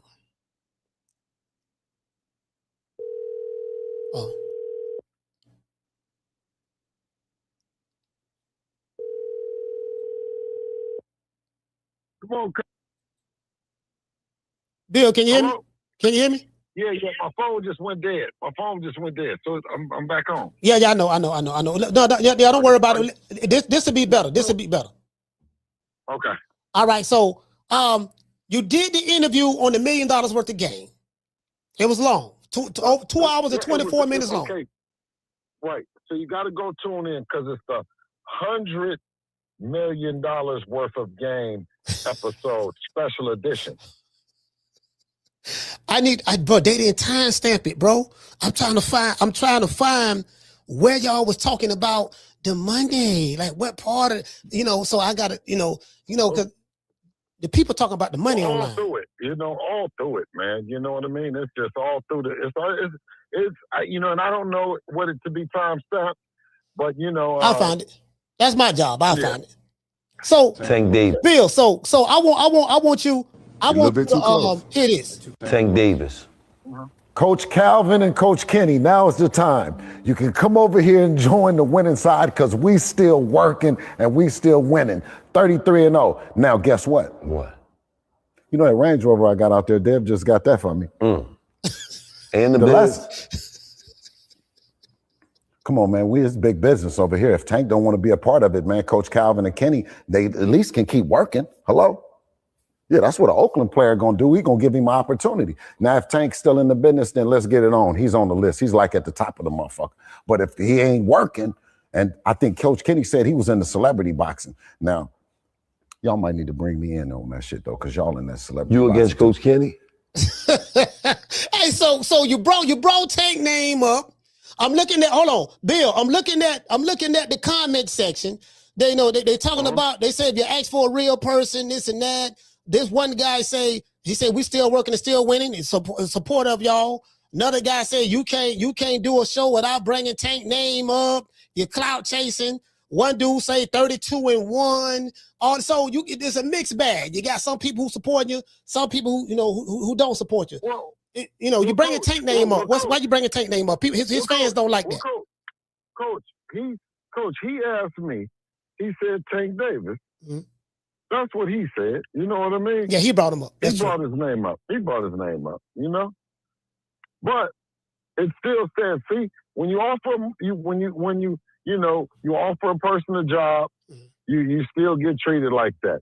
Now I said if they not working right now, you know what I mean? We working, willing, and able, to bring in the best now.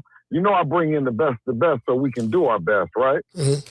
I do that, Yeah, I know that. So why wouldn't, if they resulted to where that they went to celebrity boxing only, you know what I mean? Women's celebrity boxing, in particular, shout out to the queen who did her very best in the auditorium that they were at. That a real qualified team, wouldn't extend theirs. Now, I'll tell you one thing is, if as many times as I've been offered to work, Devin has always appreciated it, and I think always in the long run, I've gotten a pay increase, a raise. No different than Coach Calvin, you know, when he got that Benz after I did. So hopefully he'll get a Range Rover now, you know. I mean, we got one on the West Coast and one on the East Coast. It's only right, Coach, right? So are you? It look like you riding in the Range Rover right now, right? Yeah. Yeah, it looked like it. I thought I saw that. Okay, so Dale bought you a Range. Well, that's for the East Coast. That's for that's the East Coast. And then I got my wagon, you know, for the West Coast. So, so it sounds like you bragging.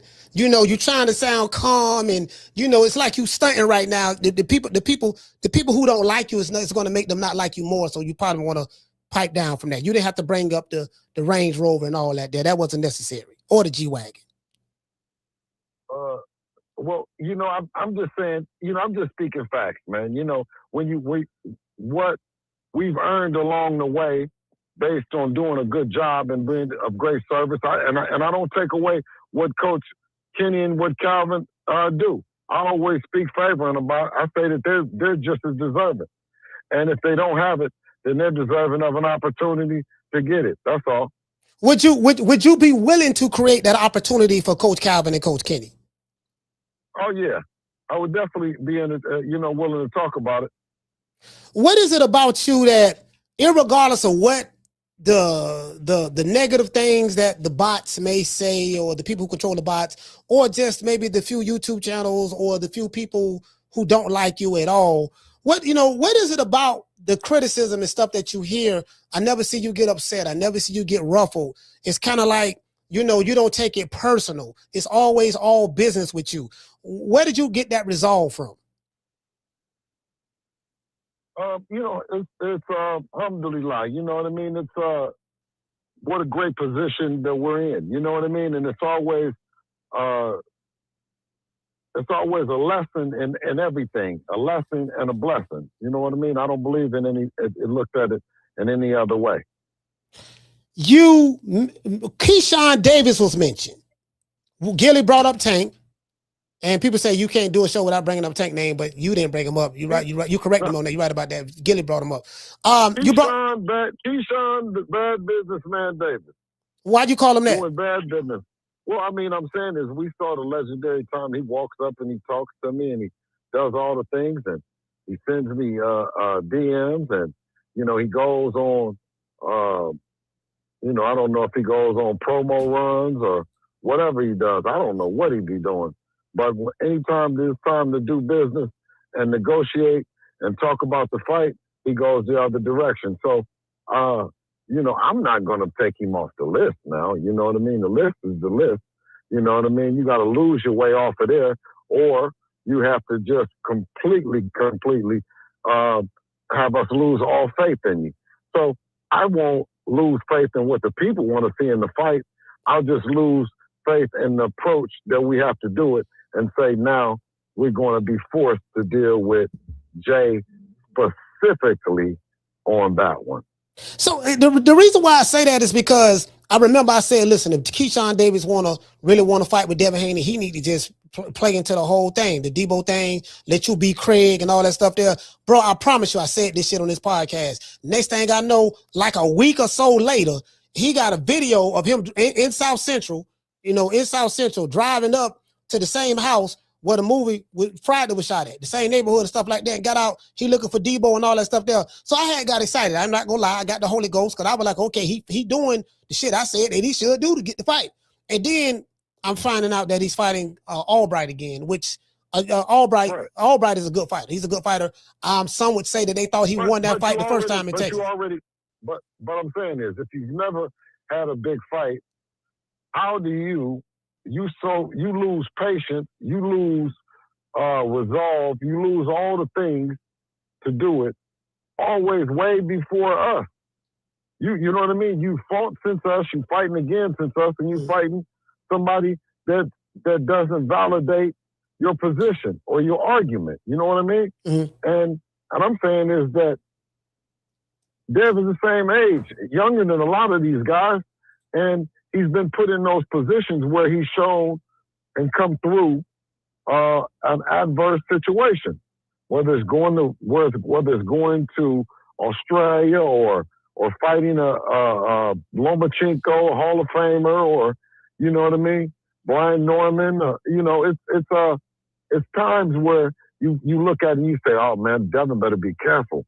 Devin better be careful. When are these guys ever going to be put in a position that they got to be careful, man? You know what? I'm just saying enough's enough, man. No, really, I'm just saying enough's enough with all. We were the guys that were calling for fights with Robert Eastern and Broner. You know what I'm saying? We was at the 35 when Mikey Garcia, Lomachenko, and those guys was at 35. You know what I'm saying? So we've been there and done that too, and stayed through Tank being there. Shakur was there. Tiafimo. I mean, like, it was a lot of people there when we became undisputed, and to stay down with it. But when are these guys going to do the same, man? They don't have to, I'm saying is we would love to make the fights happen with them. Don't get me wrong. I'm not crossing us off. But in the interim, in the meantime, why aren't they held to a standard by their team, themselves, their fans, to do more? That's very easy. I say this all the time. There's an old saying: if they did not have a double standard, they wouldn't have a standard at all. So what it is this: the people who you're saying, when are they going to require the same thing that they require for Devin? When are they going to require that for their fighter? Well, they're never going to require that for their fighter, because the way social media work is this: we don't like you. So since we don't like you, and if it's enough of us who don't like you, then we don't require our fighter to become undisputed. We don't require our fighter to become multi-division world champion. We don't require our fighter to fight the top dudes day in and day out. Because that's, they got their fighters in the witness protection program. But the nigga who they don't like, they want him to fight King Kong, Godzilla, Mothra, Gamera, He-Man, all of the Thundercats. You get what I'm saying? Voltron, Megatron, Optimus Prime, but they fighting whole head cheese sandwiches. So that's the issue. They don't like you. So when they don't like you, there's always going to be a double standard. I hope that answers your question as it relates to that. But that's what it's going on. No, absolutely. But that dislike, that thing to prove ourselves, that chip on our shoulder to go out and make the fights and argue and fight 3 pounds under the weight, and the drugs and all the stuff that has been used against us, right? Mm-hmm. It kind of made Devin who he is. You know what I'm saying? And we wouldn't want to have it no other way, Like, those are the times and things that have made Devin and made the brand and given me the ability to go to neighborhoods all around the country and the world, and they like, man, Devin a fight. And then the same cities that I'm in with their hometown fighters, they have guys that say, man, he ain't fought nobody. They have nothing to get excited about. So when you tell me a guy comes out the hometown and he gets to the top of the game, mm-hmm. and his own hometown is not proud of anything that he done did. Which fight are you referring to? Well, I'm saying is that if the fighter has never been pushed and never been in a position where the hometown thought that he was going to lose, and he came through in a clutch like Omaha got a chance to do with Bud, right? Yeah. That Oakland got a chance to do with Dev, you know what I mean? So the town, they listened, and they said, okay, all right, now, Dev, you're going to have to prove yourself with Brian Norman. You have to prove yourself. Right? And then you come out of it. It's a different sweetness, a different, you know what I mean, of the juice being there. You know what I mean? Having a guy like Brian Norman Sr. breathing down your neck. You know what I mean? Going out you know what I'm saying? Listen. Brian Norman Sr., listen, I look at that like this here. The Haneys and the Normans are 1-1. I'm gonna tell you why. Because Brian Norman Sr. said he'd knock you out on social media. I beat you on social media, and my son gonna beat you in the fight. Now I ain't gonna lie. I thought this. I was worried. I was worried. You know, I thought Brian Norman. I saw what he did to the last boy. He put him in the coma. You know, I did not like Devin Haney's performance against the Ramirez fight, and Dale proved me wrong. He came out there. I said if this fight go 12 rounds, Devin Haney gonna win. I give him. I'll concede to his social media victory, and I don't want a rematch. Listen, he's the best to ever do it. You know what I mean? Because he still didn't lose. You know what I mean? He didn't got fired and some more shit, and he still didn't lose. I don't know what it's going to take for him to lose, but I'm gonna tell you one thing: I don't want to be a part of it. It's too vicious and gory, and for the kind of loss that he needs to take to understand that it's a loss. Because shit, it was a great. Like I said, to me, it was a great promotion. It was a great opportunity. It was a great opportunity, and a adversary like Norman, who's right, and that's refreshing, right? To have that kind of competitiveness when you have other fighters pledging allegiance to fighters in their same weight division. You see what I mean? Oh, so to have something like that. So to have something like that that's legitimately like just bad blood, I hated to see him get fired. You know what I mean? Because I was thinking that it was going to be, you know what I mean? That they were going to be doing just what he's saying right now, wanting to fight us until them guys retire. You know what I mean? And I wouldn't expect anything else, It's funny because you said the transition a little bit. You said that other fighters are pledging allegiance to with other fighters in their division, and that shit's crazy as hell. Because one thing I will say about the Normans, and we're going to pass them, but I want to just touch on this a little bit. Brian Norman Jr., a great young man. I love it. I love that brother. A great young man. Very nice, very articulate, speak very well. But he doesn't pledge allegiance to other fighters. He don't say, well, this fighter in my weight division, I'm not gonna fight him because he's my brother. He don't say that's my brother. He don't sit back and say, it's like, it's too much friendship and brotherhood and love and all that's fine and dandy. The brothers can fight each other. And what you're saying is, Devin Haney is not that type of fighter. Of course, Brian Norman is not that type of fighter. We can be friends, but when it's time to do business and fight, you about that action. Is that what you're saying? And I think that our Devin's resume and our history has proven that. Adrian Broner, would you be willing to fight Adrian Broner? Not you, Bill, but I'm talking about Devin. Give him an opportunity. He looked like he fell on his nuts, and then he had to come to Temple. I gotta say this, Bill. He had to come to Temple, get with the jitterbug, Dean the Great, and it seemed like he's trying to get back on the, he get some kind of notoriety in another lane. Will Devin be willing to give him an opportunity, to get some money in his pocket? Who can love AB and everything about him and the story and all the other stuff, and he just really has this comeback kid kind of story that we all want to see. And it would take all of me to help him, right? Almost help him be able to be a competitive threat to us. I would have to see him without taking advantage of him. You know what I mean? I would have to see some kind of change, because just looking at him right now and in the space that he's in, I love it. I love it because it's a casual space, and it's not life threatening. When he makes that transition and he wants to get back in the ring, you know what I mean? I would just, I'm not even looking at it like that. I wish AB well, and I want my brother to just stay happy and you know what I mean, find some kind of success in what he's doing right now. I understand that.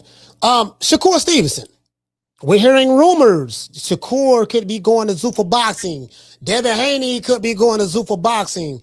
Do we, did the $100 million deal, do we see a Devin Haney or Shakur Stevenson or Tank Davis? I don't know about Tank, but Keyshawn Davis and Shakur Stevenson, is that a possibility for those guys to be fighting each other sometime this year or the top of next year. What say you about that?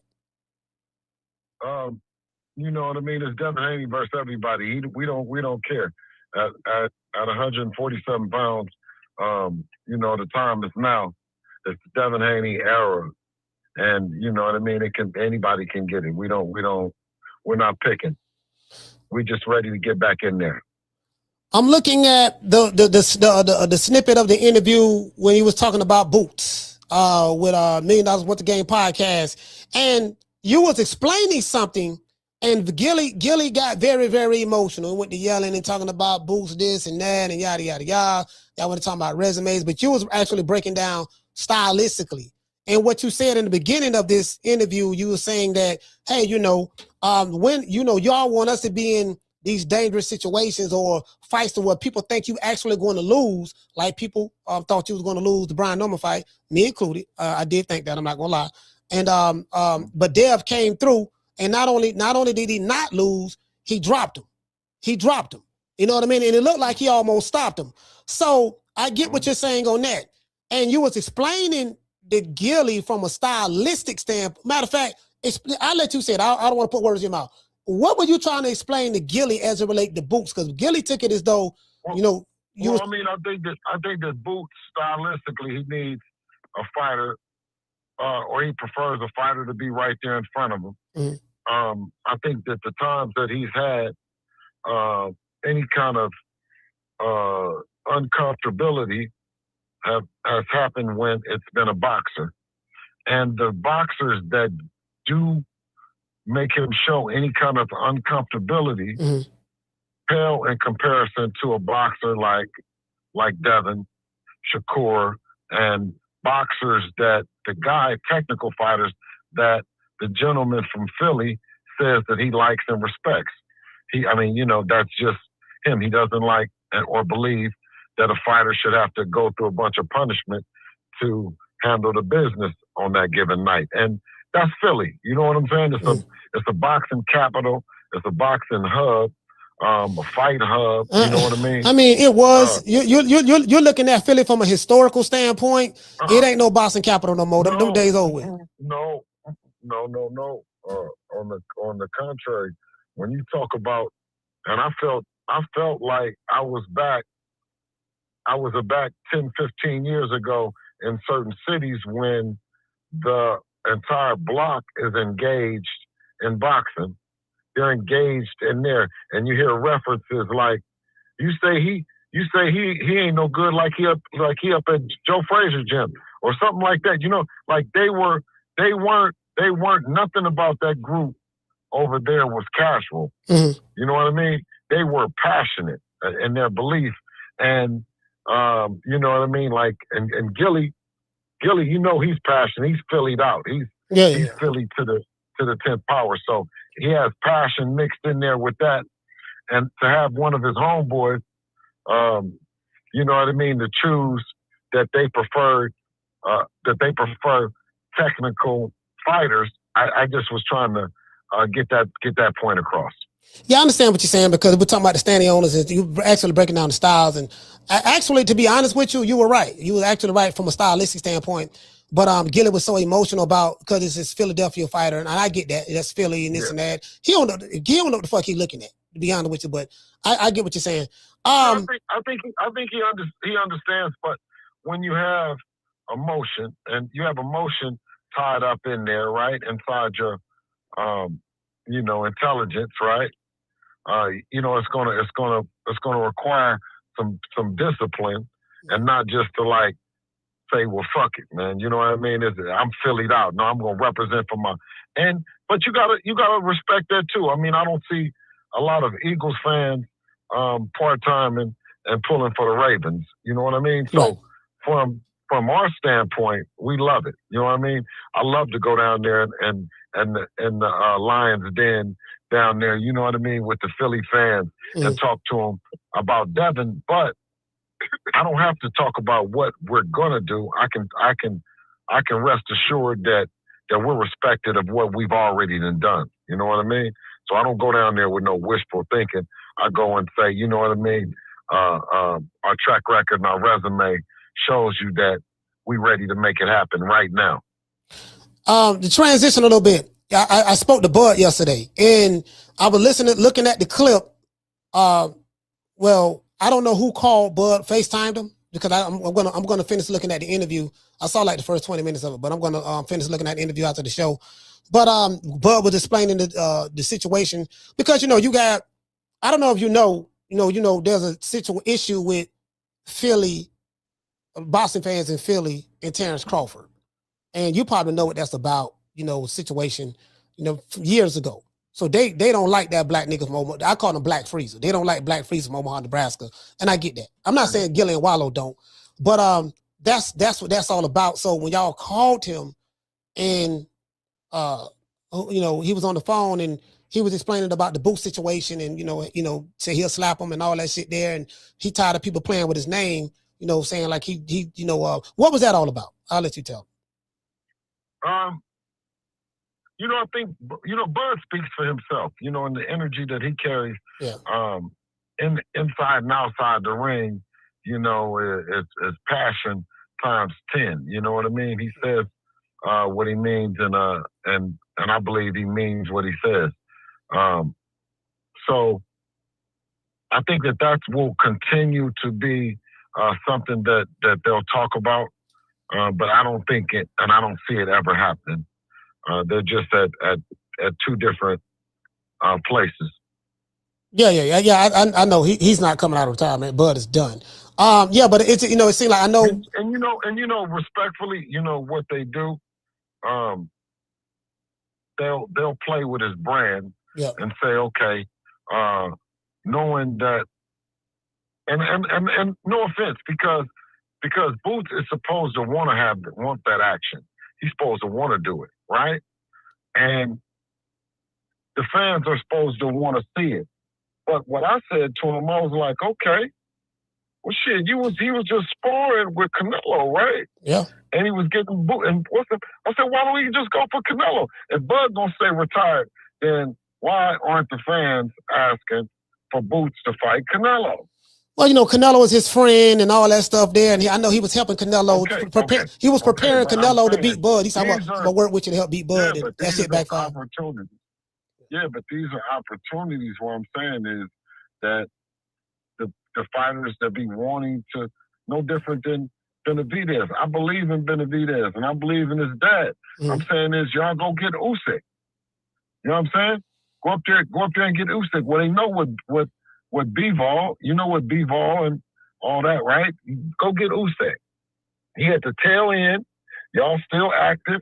Yeah, of course Usyk is dangerous. Of course, all the shit. But do you know how big Benavidez would really be big? El Monstro? The monster would be big. And why not? Why, I mean, I'm gonna tell you. Listen, the Benavidez. If you because Devin is not getting fucking Canelo ready for no fucking Boots. I mean, no Canelo ready for no Crawford. You know what I mean? Yeah. It's not the same, and that's why I'm saying is Devin's feet to go up for Boots will continue to prove how great he is when he does it. Right? Mm-hmm. What Boots, the feat that Boots will go do to prove his greatness is still yet to be determined. I mean, it's yet to be talked about. And Boots is great. His dad is great. You know what I'm saying? Like, and their training and their build up and where they are, I believe in them. You know what I'm saying? Mm-hmm. Devin Haney. I just don't listen. But what I don't believe. I don't believe he's beat anyone to stop me from looking at him and saying that this could be a good future fight. What about what he just fought Lima Bean not too long ago? What about Lima Bean? You don't think Lima Bean is a good look? Yeah, no, I haven't seen an opponent. I haven't seen an opponent that we wouldn't beat. I don't know if y'all could have beat Lima Bean, the Boots last opponent. What about Karen? Karen Chugga. Lima Bean? Who is Lima Bean? The last dude that Boots fought, the one he paid 2 Philly cheesesteaks. His name is Lima. I called him Lima Bean. It's Lima, Lima. Oh, Lima. Okay, Lima Bean. What else? Yeah, that dude. No, bro. That's levels to it, and that's not. Okay. Not the same level. All right. Okay. What about Stanionis now? He fought Stanionis. I mean, I wasn't impressed with Stanionis myself, but he fought Stanionis. They said he was supposed to be. Well, ain't nobody said nothing, to be honest with you, but he fought Stanionis. Yeah, no, Stanionis is a tailor-made fight for him. Yeah, he flat-footed, come forward, no defense. Yeah. So he's small. He's a lot smaller than Boots. But I mean, yeah, that is true. Yeah, that's pretty much it. No, but I'm just saying this. You know what I mean? For him to be trying to bully on Boots, you're not gonna bully on him, and you're smaller than him too. That doesn't make sense. So how would Devin Haney beat him? Because Boots is looked upon as your good brother. We can't do that. We can't do nothing but boxing, man. You know what I'm saying? That's the only thing that we could do is boxing. You know what I'm saying? Yeah. There's no other way that you can say it. And I'm saying is Devin is one of the best boxers in the world. You know what I'm saying? So we look at it just like that. Is that of course we haven't seen anything like Boots in the ring, and Boots ain't seen nothing like us. So I remember when we talk about a fight like that, we talk about a lot of money, a lot of shit that can happen. You know what I mean? Shake up the world type shit. Turki Al-Sheikh. What's your opinions of him? I mean, shit. He tried to make the fight happen at 147 pounds. So we know what Turki is about. Turki is also has sent. I think he sent a message. What I've gotten that he wants Bud and Crawford to fight again. You mean Canelo? All the fight. Yeah, I mean, excuse me. Yeah, Bud and Canelo. Yeah. So for all intent purposes, he's definitely a manager's kind of fighter. You know what I mean? Because it's all about the fighters getting paid, and not a promoter kind of fighter where it's about positioning other promoters. What would be the purpose of that, though? I don't understand. Why does he want Canelo and Bud to fight? Again when Bud was 3 years older than Canelo, coming off of shoulder surgery. He was a welterweight, moved up. For black fighters, it has always been like that. You know what I'm saying? Yeah. And that's where we shine. Where we shine at. You know what I'm saying? Yeah. Not to say that Latino fighters they do it too, but I'm saying is traditionally, right? Historically, these are the things that we got to do, and when we do it, we shine. You know what I'm saying? Yeah. Now, I think Canelo, if he had beat Bud, he was expected to beat Bud. I don't know if he could tour around the world the way that Bud is, and having a great time, and you know what I mean. It's just Bud is on a real championship parade. You know what I mean? A real career defining parade by beating Canelo and beating the way that he did, and after being down so much and no one ever thinking he's going to have a breakout fight, a career defining fight outside of Earl Spence. Yeah. And to have that opportunity to shine, and then now he's on tour with it. Now, to buy that and to stop that and to rain on that and to bring that to a screeching halt, will Bud take a chance? Is it a fluke? Can Canelo be determined? Can we see a different Canelo? Those are all things that bring and make for a great event and make for an opportunity for Bud to get more money. Yeah. I see what you're saying, the storyline, because you can sell it like, yeah, man, it was a fluke. Yeah. Hold on, because I'm very, very sarcastic. I have a master's degree in sarcasm. So my thing is, prior, it's always before and after, right? You know this. You know when before Devin has a fight, they say one thing. Then after the fight, when they don't get the outcome they want, then they it's a double standard. They play. You can't beat these guys, as I said before, because they argue both sides of the coin. And I think we spoke about this before. You're like, listen, you say this, and then we do what y'all say we couldn't do or wasn't going to do. Then you move the goalpost. They argue both sides of the coin. So what happens is, I remember everything that was said. You know, you're old, you're chinny, you ain't fought nobody. Yeah, you beat this dude, but he was coming off car accident, this and that, yada, yada, yada, yada, right? Okay, but this time, this going to be the one that gets you, right? And then when you beat a guy, you're 3 years older than him, you're chinny, that's what they say. You ain't fought nobody, that's what they say. You ain't gonna be able to stand up to the punching power. You're old and you coming off shoulder surgery, and then you beat this guy on Mexican Independence Day in front of 73,000 mofos and who over 40-something million who watched on Netflix. I mean, now it's a fluke. So I'm like, okay, well, how come the fluke didn't go the other way? And it's like this what I was trying to tell you. When they don't like you, it's always a reason why they was wrong for picking against you. Well, it was a fluke, this and that. So what I'm saying is I see Devin Haney is in that same position that Bud was in. You know, that's what I'm saying. That's what I see. He's not the only one, but I think, no matter of fact, I think he is the embodiment of that out of American fighters. What you say about that? No, I'm saying this. Thank God, alhamdulillah, that we're in a great position. That kind of position. And when you have solid people up around you that continue to reiterate that it's a blessing to be in that position, then you're able to stay focused. And I think even with Bud, he would say that, you know, I'm sure he gained not just strength from himself, but strength from others around him when they were trying to do the things that they were trying to do to him to prevent him to get in that position.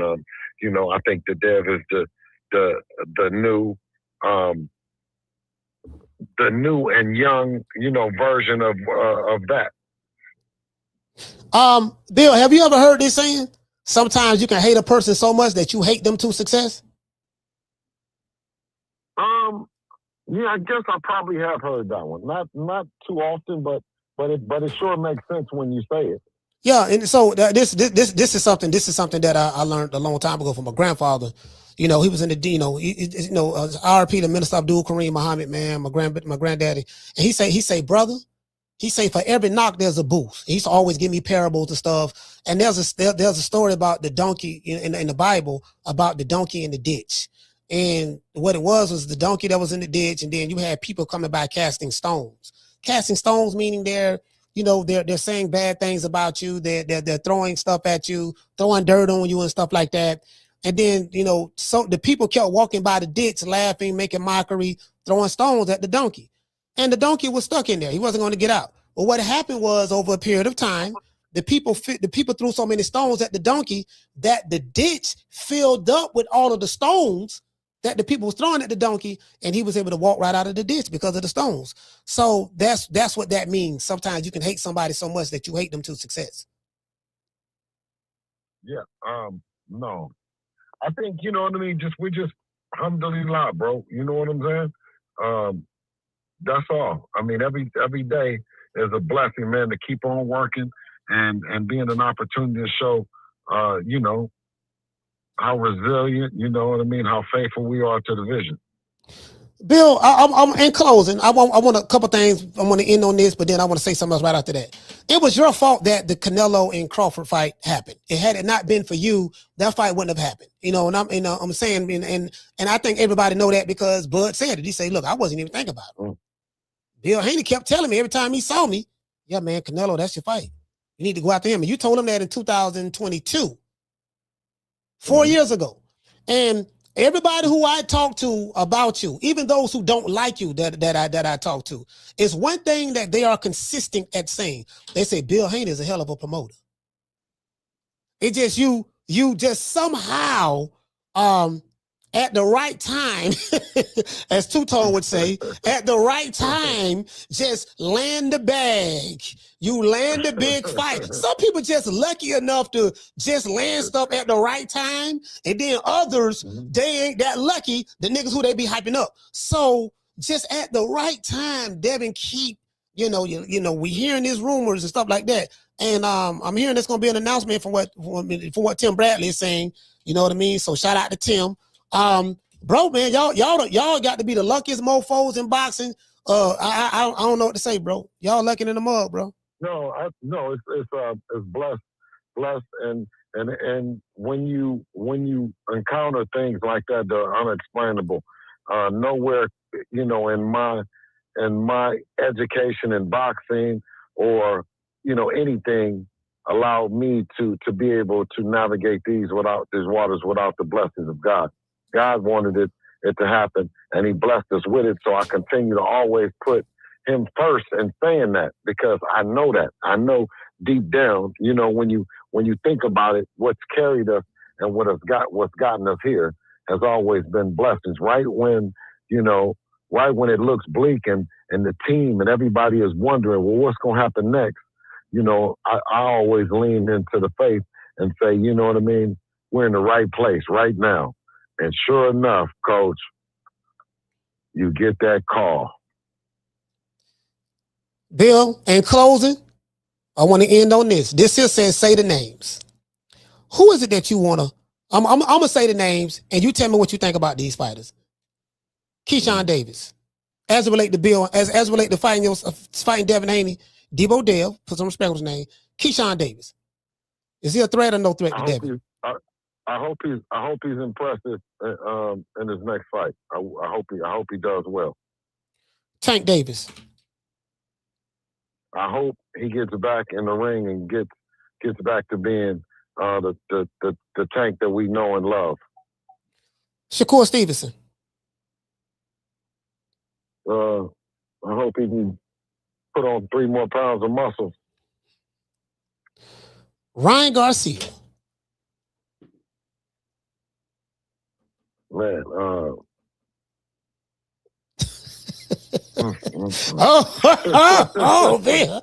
hold on now. I said Ryan now. But you sound like you I know you sound like you shaking like booty meat over there. What's happening? Ryan, he's had every opportunity for us to get together, and even right now, right, to do the right thing and go into the drug program, drug testing, bottle testing, sign up, you know what I mean, as the right thing to do, right, and make it happen. I don't have any faith in him right now fighting a clean and fair fight, you know what I mean? And that's the only thing that we ask. We can move past all the other shit, but let's move into a space not of denial, but let's move into a place of assurance, assuring to the people that, you know, that it's a clean fight, but more importantly, assuring to the people this one won't have no excuses. In closing, what is it that you want to say to the people that's listening to the show? You know what I mean? I don't have anything in particular to say to the people. We do it for the people, and the people are the ones in charge. You know what I'm saying? So we're going to continue to do our best to keep them entertained, and look forward to Devin getting in the ring soon, God willing. Everybody, the great Bill Haney the Great is out. Let's give him a round of applause. Bill, I appreciate you, man. I'm going to keep my ears to the streets, and, you know, I'll wait on the news. Hey, absolutely. Hey, listen, and tell Gray, you know what I mean? If it came in, but tell him don't tell nobody. You know what I'm saying?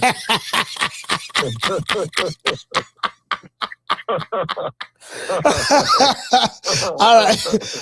Peace, Bill. Well, let's talk about Greg.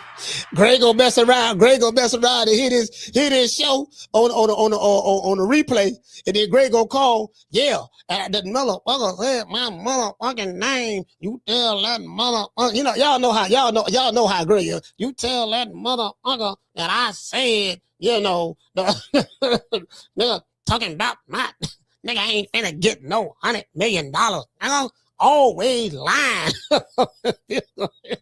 Hey, man. Hey, I got that great boy. God damn. Anyway, I don't, you know, anyway. It is what it is, man. Much love to everybody, man. I'm finna drop these phones. You want to talk some shit? Call me. Start some shit, bitch. Sup, fool? You gonna talk shit about me, homie? Where you from? Hundreds of niggas is waiting for your motherfucking call, and they all talking shit about you right now. Call the coach at 530-494-9636. We waiting on your bitch ass. Yeah, I dropped the phone lines for a few minutes, man. See anybody want to call in. Yeah, man, but yeah, bro, yeah, man, let me tell you something, bro. From what my people telling me and from what I seen with my own eyes, I can only speak on that. And what my people telling me, them motherfuckers ain't told me nothing wrong yet. That Zuffa bossing, that Zuffa bossing, that shit real. The money they playing with, that shit real. The people that's backing them, that shit real. Paramount Global, that shit real. The budget they got, that shit real. Are they in it for the long haul? That shit real. The pockets is deep, that shit real. The shit they putting together, like, you know, and see, and how I know it's real is because I'm looking at how Oscar De La Hoya responds. Frank Warren responds. Eddie Hearn. I look at how angry they are at the mention of Dana White or whoever. You know, again, motherfucker don't like Dana White. I don't give a damn. I mean, again, all these guys are 9-figure guys. Multi-millionaire, 9-figure conversations. You know, so I'm not team this white man over this white man over this Mexican over this American Mexican or white man. Oscar De La Hoya put him up, say he white because he ain't white. You know what I'm saying? I'm not emotionally invested. These guys are 9-figure niggas. What they may put on performative hatred or dislike on camera, and we can shoot a video on it, talk about it, or whatever the case may be. But in real life, when they see each other, they shake hands. Ain't nobody throwing hands. Ain't no fighting. It ain't none of that. They just, you know, hey, how you doing, mate, old chap? Or, you know, how you doing? My name is Oscar De La Hoya. I know what they said about you in the past, but you know, let's be friends. You know what I'm saying? Like what they say in front of the camera and what goes on in the background, two different things. It's like politicians, the Democrats and Republicans. The Democrats don't like the Republicans because they this. The Republicans don't like the Democrats because they that. And then when the camera go off, they shaking hands, giving each other a high five. My son gonna marry your daughter. Your daughter gonna marry my son. Our kids go to the same Ivy League schools. We're part of the same social circles. We got the same social economic status in society. We know everything good. Then when we get back on the camera, we put on the show again. And that's the reality. True. And that's the reality of the situation. That's how this shit works. Once I understood that's what's going on in boxing, then I realized, oh, this is just a game. It's just a game. Because just think about it. There's nothing that you and I can say emotionally that's going to change the outcome anyways. These people control the algorithm. These people they create bots and stuff like that. I know how to make them now. I know how to make bots too. So, you know, you can train the bots to do certain things and all that stuff there. I get it. And then, you know, and then I call YouTube the chitlin circuit. All of us on the chitlin circuit, myself, everybody. It's the chitlin circuit. And everybody trying to get their piece of hog mog or a piece of chitlin. You get what I'm saying? Because the AdSense don't really pay that much on for YouTube boxing. They don't. I know what the ad revenue is. Trust me, I know. I can, you know what I mean? You can find all that out, right? That's very easy to do. So I know what it's paying, right? You can find out on the Google University, YouTube University. You can find that out. Yeah, so you gotta try to, you know, and this what I was telling Bill. I was like, man, look, man, this shit, you know, shit kind of shit. It seemed like I said the shit is going into a different direction. It's like some people say it's kind of dead, it don't die down, or whatever the case may be. And I don't want to say it's dead, it don't die down. I would say, shit, ain't nobody calling us. Let me go ahead and take the phone number off. I say that as I said, we have a different audience here now, right? We have a different audience here, and that audience only care about certain things. That audience care about, the gang goofy shit, the influencer shit, that's what this is about. So what this is the fan base that you have here now in boxing. You have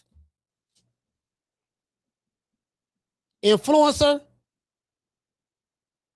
/ streamer, which is kind of like influencer / celebrity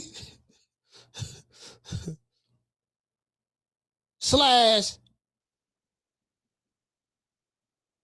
boxing. So the hottest name in boxing right now is Adrian Broner. Adrian Broner ain't no boxer no more, but he's a former boxer. Adrian Broner ain't got no money no more. But he trying to get his coins together now because he hooked up with the jitterbug. Shout out to Dean the Great. Shout out to you, young brother. You know what I mean? Now, some people say that the money that Dean the Great is helping AB make, that's alcohol money. But he got 10 kids, he on child support, so help the man, AB on his dick right now. Shout out to H-Town T. Hey, okay. Been a member for 15 months. He said, I told y'all when Bill name come up, respect it. Yeah, man, listen, man, like they say. But this ball been taking the easy matches. Fight another ball. Wait, what my main man say? What a bird man at? Nigga, when my name come up, respect it. Let's go. Stop playing with my fucking name. All three of y'all, stop playing with my name. I ain't gonna say it no more. Put some respect on my name. Yeah, so that's what's here. So you got the real boxers like Keyshawn Davis, Tank Davis, Shakur Stevenson, Devin Haney, Jerron Busan, Xander Zayas, Bam Rodriguez, David Benavidez. If you just keep it strictly with boxing, it's a small little core group of boxers that's going, everybody got their own cliques. It ain't a bunch of Boots fans where they dominate the internet like that. It ain't really a bunch of Tank fans that dominate. He got that dominate the internet like that. It's like it's Devin, the Shakur. It's like all these dudes on the same level for the most part. I'm just saying from a popularity standpoint. It's the influencers that are boxing fans here now. They on the Jake Paul stuff, the KSI. The Christian Rock, she did her thing. Shout out to Coach Kenny and them and Coach Calvin them. They doing that over there. Coach Kenny, that's my guy. I rock with Coach Kenny, man. Good dude. I met him. Good brother. It's the gang goofy shit, as my brother Melvin Farmer would say. Yeah, coach, they on that gang goofy shit. Ain't nobody on that. Yeah, so that's what it is. So you got influencer boxing fans, streamers, celebrity boxing, and regular boxing fans. So, and once you understand that, now I know where it's going at. So I know you gotta cater to that audience. Because that audience don't care nothing about who the best fighters is. It's all about the perception. That audience don't care nothing about the best guys fighting the top guys. It's all about this my fighter. He popular. He popping. I want to protect him. I don't want to see him lose. I don't want to see him in no tough fights. And we going to clown this dude, clown that dude, and clown that dude. And we going to protect. So that's what's going on. And then, you going to yell, scream, bitch, nigga, I this and that. And I'm like, ain't nobody finna argue with you, dog. You right now, you emotional. You too emotional over another man that you don't even know. Like some of you niggas just jumping out the window. You ain't know that. Y'all act like y'all want to fuck the fighters. Y'all like you want to give him some ass. I'm like, dude, the nigga don't even know you. You don't even fight that way for your woman. If you got one. If you got a woman at home, fam, why you ain't crashing out online digitally about another man who's a millionaire who don't even know you exist? And you do it with pride. Every day. I take my hat off to you. Take my hat off to you. You are consistent. True. Okay, somebody called. All right. Yeah, because I'm finna get ready to shut it down. I'll call her. What's your name? Where you call it from? G-Pop from the Bronx. Coach, I'm gonna make it quick. I got two questions for you. Go ahead. I'm just want to go back to the Devin Haney and Bill Haney conversation real quick. Is there any elite fighters over there at 147 in Zuffa besides Conor Ben? No, Conor Ben not an elite fighter. But I'm saying, like, of that ilk.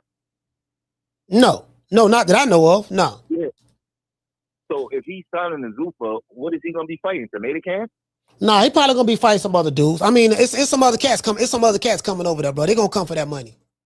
Tell you, they're gonna come for that money. All right, because I'm confused. Like, who is over there, Zuffa, that's gonna garnish that kind of money, or is this just something that's guaranteed in his paycheck? I mean, in his fight is first. Yeah, I don't know, but I'm telling you, it's gonna listen. The shit just when the news dropped, cause I was asking that same question too, but then I realized I said, you know what, it's gonna be some fighters that's the fighters gonna come for that money, bro. Like they're gonna come for that. At the end of the day, it's about the money. And then Zuffa can afford to pay these fighters more money than the promoters can pay them. And then Turk Al-Sheikh is involved in that. Cause I was saying the same thing with Turk Al-Sheikh. I was like, how they gonna, but yeah. So being that Boachuk lost to Shane Mosley Jr. on yesterday, is that a fight that we could potentially see on Zuffa card for Dev? I don't know. I mean, what they fought at? What they fought at 154? Jr. is 147, right? No. No, Shane Mosley is 147, right? Or No. 154? No. He not 147. 154? Yeah, I think he 154. Oh, I thought he was 147. Or did he move up? He might have went to 160. Let me see. What weight did they fight at? Because I didn't see the fight. I'm not sure. I don't even know, to be honest. I figured you would know. No. Sure, to be honest. No. He not 147. Oh, all right. All right. I just was curious about who they gonna fight if they do go to Zuffa, because I'm like thinking about like who's over there for them to fight. I know Conor Ben is over there, but that's probably the only person that has like a similar, like a small name, or is not even elite, but he's at the level somewhat. Oh, he 160. Sugar Shane Mosley 160. So okay. yeah, So again, I don't. So I mean, too big. Well, I tell you what, I mean, they do it at a catch weight. Yeah, they know more about that situation. Like the business people, they gonna figure it out. I'm pretty sure whatever money they gonna pay Devin or whoever, they're not gonna just pay them and not gonna have nobody for them to fight. So I don't think that's gonna be an issue, to be honest with you. All right, that's all I wanted to know, because I was listening to the interview and I was confused, like who's over there for him to fight. But if that's what's going on, then we'll just see when it's announced. All right. Well, shout out to G5, man, the Bronx. All right, coach. Yes, sir.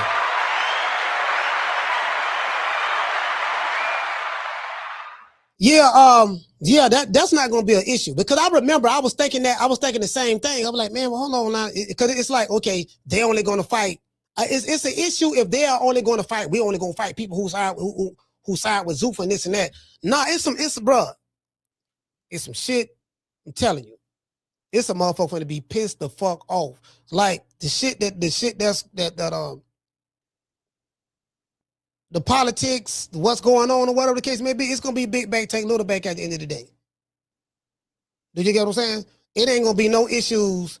Now, it might be some issues with the sanctioning bodies, maybe. I don't know, but you get what I'm saying? If it is, so what? Like, if I'm gonna make a whole lot of money without that belt, or with that belt, or whatever, then that's on, then that mean the sanctioning body ain't gonna get a percentage. They want to take their belt. They ain't gonna get a percentage of my purse. So that's on them. You get what I'm saying? So it's going from what I'm seeing, people I spoke with, what I'm seeing, like, just give us some time. By the end of this year, I want to see what it's looking like. We got 7 more months in this year. I want to see what it's looking like. We're gonna see. Like Zuffa ain't been around that long. What, they been around like 4 months, something like that? I want to say 4. Yeah, about 4 months. They've been around about 4 or 5 months, maybe, since January or something of that sort. I think when they first started putting fights on, either January or February. I think maybe February. I'm not sure. Yeah, they ain't been around that long. You get what I'm saying? So it is what it is. But I know what's backing them. I know the conglomerate that's backing them. Paramount Global is Paramount Global. TKO Holdings. Then took Al-Sheikh to Saudi. So you get what I'm saying? All that shit connected together. The money is not an issue. What their business strategy is, I don't know. I'm not in the meetings and nothing of that sort. I don't know. But however, that shit real, bro. It's gonna be motherfuckers who mad, they're gonna be even more mad. Let's give everybody a round of applause.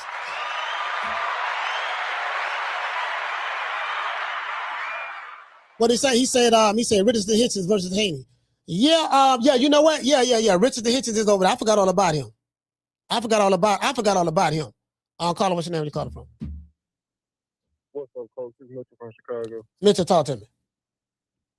Hey, Coach, you know how earlier you was trying to find like a certain part in that $1 million worth of game interview?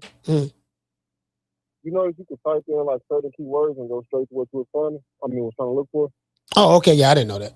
Yeah, I didn't realize that. Yeah, like on your channel where we could like and thumbs down, like it's in between the share. Oh, it give you a summary. Yeah. I know that. Yeah, you're right. I have forgot all about that. Yeah, but as far as like the Devin Haney deal go, I mean, whether it's real or not, no one will know. But I think I don't know. I think like nowadays it's kind of taken away from the actual fight. Like, let's say he is getting a deal. Like why is that so important? Like, if Devin Haney is getting $1 billion, it's just like no one should care. Like, I don't think it's gonna ever go back. Like, and also as far as like that amount of money, who do you think overall is the highest paid boxer? You think it's Floyd Mayweather?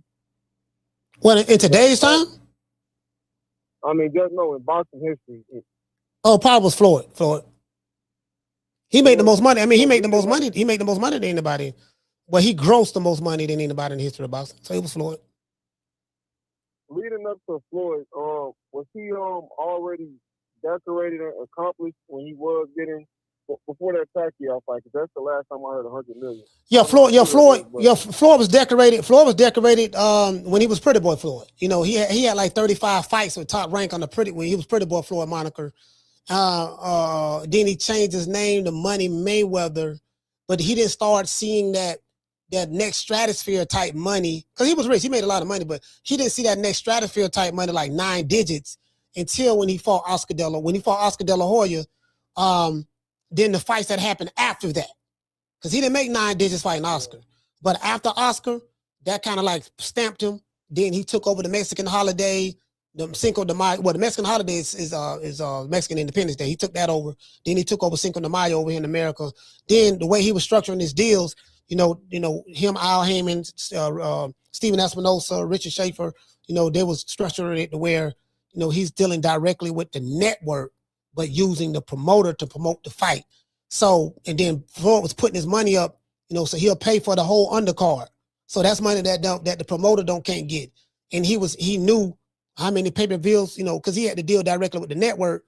So he knew they couldn't just tell him, oh, your fight didn't sell like we, like these promoters will tell a fighter, we're going to give you a back-end contract. We're going to give you $50,000 up front. You're going to get another, we're going to give you $500,000 up front. You said you want $10 million. We're going to give you the other $9.5 million on the back end. See, as long as we sell 200,000 pay-per-views, then anything after that, you're going to get 85% of the pay-per-view. That sounds good, right? But you got a threshold that you got to meet. And then the promoter can tell you, yeah, dog, we ain't meet that threshold, dog. So, you know what I mean? So the money you supposed to get, them other $9.5 million, and you might have to charge that to the game, baby boy. Or he go another 100,000 right here. That's all that. You know what I mean? So the way Floyd had his deal structured, he was dealing directly with like the plug. So it's different. It's different than a fighter won't make that kind of money unless he had a deal structured like Floyd, something like that. And granted, like these boxing promotions, they can give however much money they want, is their money. But coach, if you are in those shoes, let's say of Dana, whoever, a boxing promoter, how do you protect yourself and still do good business with the fighters if you were in that position? Because at the end of the day, you're in business for a reason, not to break even, not to just please the public. So how do you protect yourself? Well, what do you mean? You talking about the fighter or a promoter? No, the promoter. Like if you're in that position, how do you protect yourself? Because yes, you want to do good business and those things, and take care. But how do you protect yourself with this 100 million scenario that's going on? I mean, I don't know. I don't know how they're gonna have it structured. I mean, again, these people, that's their problem. To be honest with you, you know what I mean? Like, remember what I know about the contracts and deals and stuff like that. It's all how your deal is structured. I don't know how his deal is structured, or how that deal would be structured. I know what I saw, but I still don't know the ins and outs of what this deal is going to be, what it's going to look like. How do you get this money? Who do you have to fight? How many fights are you going to have? So these are a lot of questions that I have, like everybody else, that I really don't know. So I'm the promoter. you know, these people, all the money that they have, these people ain't dumb. They're not stupid. You know, they would know. They would. Matter of fact, those would be the people who can better answer that question more so than me. If I find out any information, then we'll see how the deal is structured. But I'm not worried about it, to be honest with you. And this is my last take on it. If Devin Haney is getting this to everybody, this is not a bad thing. The same with sports in general, with NBA. Mm-hmm. From Michael Jordan, look at the money Kobe made. From Kobe, look at what LeBron made. Now look at what Gillie Alexander and Luka is making. If Devin Haney is making his money, that's good for boxing because it paves the way for the next generation. So I think there's multiple ways you can look at this. But let's just say it is true. Imagine what Abdullah Mason can make. Imagine what Sean Haney can make if he makes it. Imagine for the people that's coming up underneath Devin Haney and Shakur, imagine what they can make. So that's my last point. I appreciate you taking my call, Coach. All right, shout out to Mitchell. Shot time.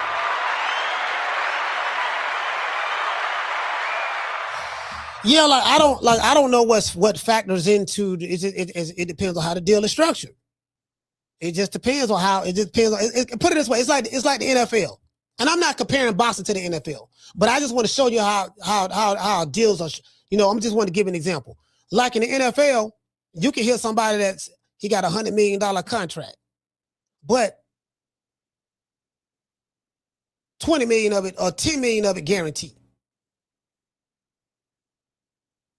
So there's other incentives that he have to meet in order to get the other 90 million or something. That's how the NFL structure this shit. Now, of course, NBA, which is a league, NFL, which is a league, baseball, which is a league, is different from boxing. The only league that we have in boxing is Zuffa boxing. Zuffa boxing is the only league that we have. Everything else is just the Wild Wild West. You get what I'm saying? So, you know, as I told you guys, most boxers don't make a lot of money. They don't. It's the stars that, you know, well, it ain't a bunch of Canelos walking around. It ain't but one in America. One. And Canelo from Mexico. He the only Mexican, too. Outside of Canelo, you can't give me no other Mexican that can get paid the kind of money that Canelo get paid. You can't give me one. You can't give me a half of one. So he is the exception to the rule. He is the anomaly. The type of money that Crawford made, that's an exception to the rule. The type of money that Devin Haney is going to make, or Tank Davis is going to make, or whoever is going to make, those guys are exceptions. The type of money that Tyson Fury made, Alexander Usyk made. They made over $200 million fighting each other. Goddamn, Fury made over $100 million for the first fight and the second fight, or something of that sort. Usyk made a little under 100 the first fight, and then he made over 100 the second fight. Then he got paid another 100 or something for the fight Dubois. So, you know, that's just astronomical exception to the rule money. Now, someone like a Richardson Hitchens, he ain't gonna get that kind of money like that. Edgar Berlanga, he ain't gonna get that kind of, he gonna get some good money, but he ain't gonna get that kind of money like that. Now, if they're gonna pay Devin Haney, I mean, I get it. I think, you know, I don't, again, you know, and I get it. Some people feel some type of way. They like to project because they emotionally dislike for a certain individual. And a lot of times, you know, when you dislike somebody, you act out of that emotion. Everything you say and do is based on the emotion of dislike for somebody. Like, put it this way. Let's say I got an issue with Tilo, or let's say I don't like Ace Town T, or Ace Town T don't like somebody, or Brass Garage don't like somebody. What they do is Tila and Raj, everything that a person say and feel about you is going to be based off of the emotion of their hatred or dislike for you. So they can never give you a fair shake or use critical thinking skills, because their emotional dislike for you is all based around their confirmation bias. They will only accept information that confirms what they already want to believe about you. They don't like you. So if it sounds like something that's good for you, oh, that shit ain't gonna happen. I don't like that nigga. I don't want that good. That's all that nigga lying. What they really saying is, I don't like that nigga. I don't want him to get it because I don't like him. That's what they really saying. You hear what they say, but then you think about what they're really saying. Because the people who saying it are the very same people who don't like you in the first place. Let's give everybody a round of applause.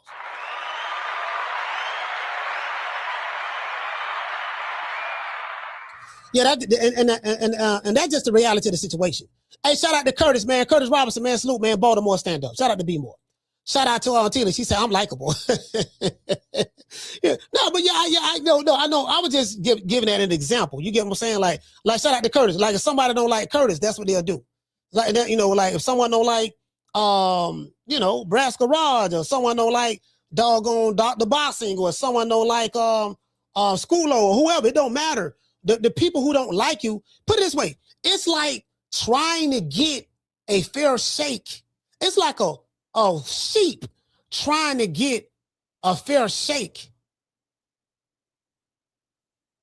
in front of a pack of wolves. The wolves don't like you. Well, no, the wolves do like you. They like you so much they want to eat you. You're going to be dinner tonight. They're going to eat you alive. Wolves. Or African wild dogs. They get on your ass, it's over.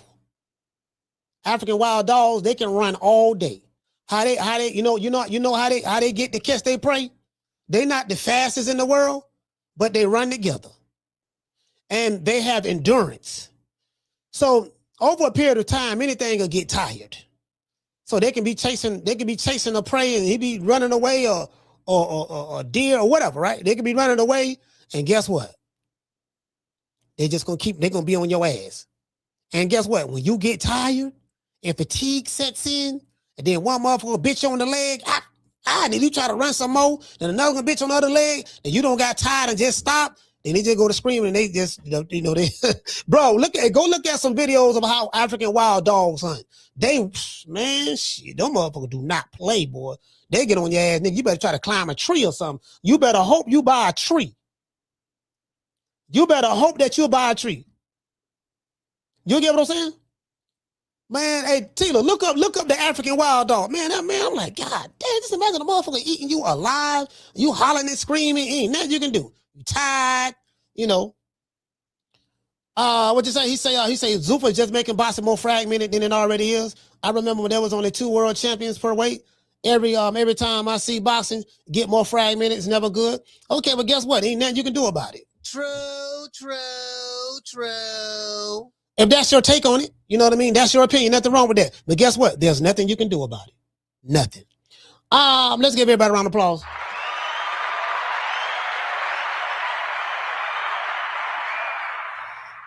Shout out to the Not That All. Hey, okay. Let's see what this is. Hold on. I'm just gonna shut it down. See what this is. Hold on. See what this is. I'm just gonna shut this shit down. Caller, what's your name? Where you calling from? Sorry, how you doing, man? What's going on? Who's me? Right in the phone. I was gonna say. What's happening? What's your name is, brother? Yeah, man. It's Boxing Story. Oh, Boxing the Story, man. Go ahead, bro. We just finna wrap up. You the last call. Talk to me. No doubt. I'll be quick about it. I'm gonna say this, man. Like you were saying, like a lot of these promoters didn't take TKO and super serious, man. And just hearing all the rumors of Shakur and Devin, potentially signing a $100 million contract with these guys, man. It's not gonna be the same, man.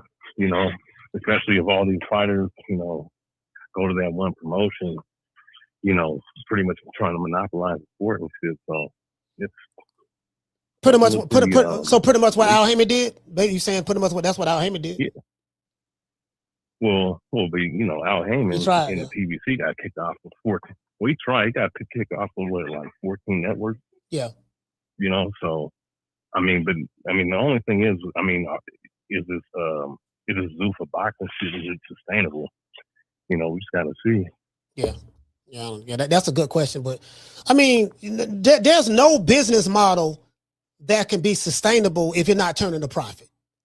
That's basic business 101. If I put $1 in something and I'm only bringing back 50 cents, then I lost 50 cents. You know what I mean? So I don't know. I don't know what their end game is, what they're doing. What I do know, they got billions, bro. They got a lot of goddamn money. They got more money than Top Rank, Golden Boy, Queensberry, Matchroom, PBC, all combined. Yeah, they do. Yeah, so. Yeah, no doubt. I mean, look, they got UFC and WWE, so, and TKO's been turning profits, especially the first quarter. So, but, the only thing is that if they're doing this shit right, they're only going to cause more confusion. I think somebody else mentioned, because, we already have like 4 sanctioned bodies, right? Yeah. So if Zuffa does come in and bring more belts, it's just going to cause more confusion of who the champion is in each division. Well, not really. That'd be the only issue. But not really, because Zuffa is a league. It's a league, and the other rest of the boxing is still the same. So, it's something you said. You said that they're going to bring more confusion. Well, you acknowledge that there was confusion here in the first place. The reason why Zuffa is here is because traditional boxing failed. You had Al Heyman, failed. Oscar De La Hoya, failed. Queensberry, Queensberry and them doing their thing. So they open up the door for Turk Al-Sheikh to come in. And let's not forget about the sanctioning bodies. Boxing and Storm, WBC, they supposed to be a sanctioning body, but yet they're a matchmaker. They don't honor their own rules. They don't, certain mandatories they don't make happen. They create a million different belts. The WBC, got 25 different belts per weight division. So shit, if Zuffa come with their belt, well, goddamn, they making it more confusing. Well, you're saying they're making it more confusing, meaning you acknowledge that it was already confusing on top of the confusion that you feel that Zuffa is bringing. So the traditional boxing model with the sanctioning bodies is done. They made this happen, so they got to live with it. Yeah, they definitely left the door open for these for a bigger entity to come up and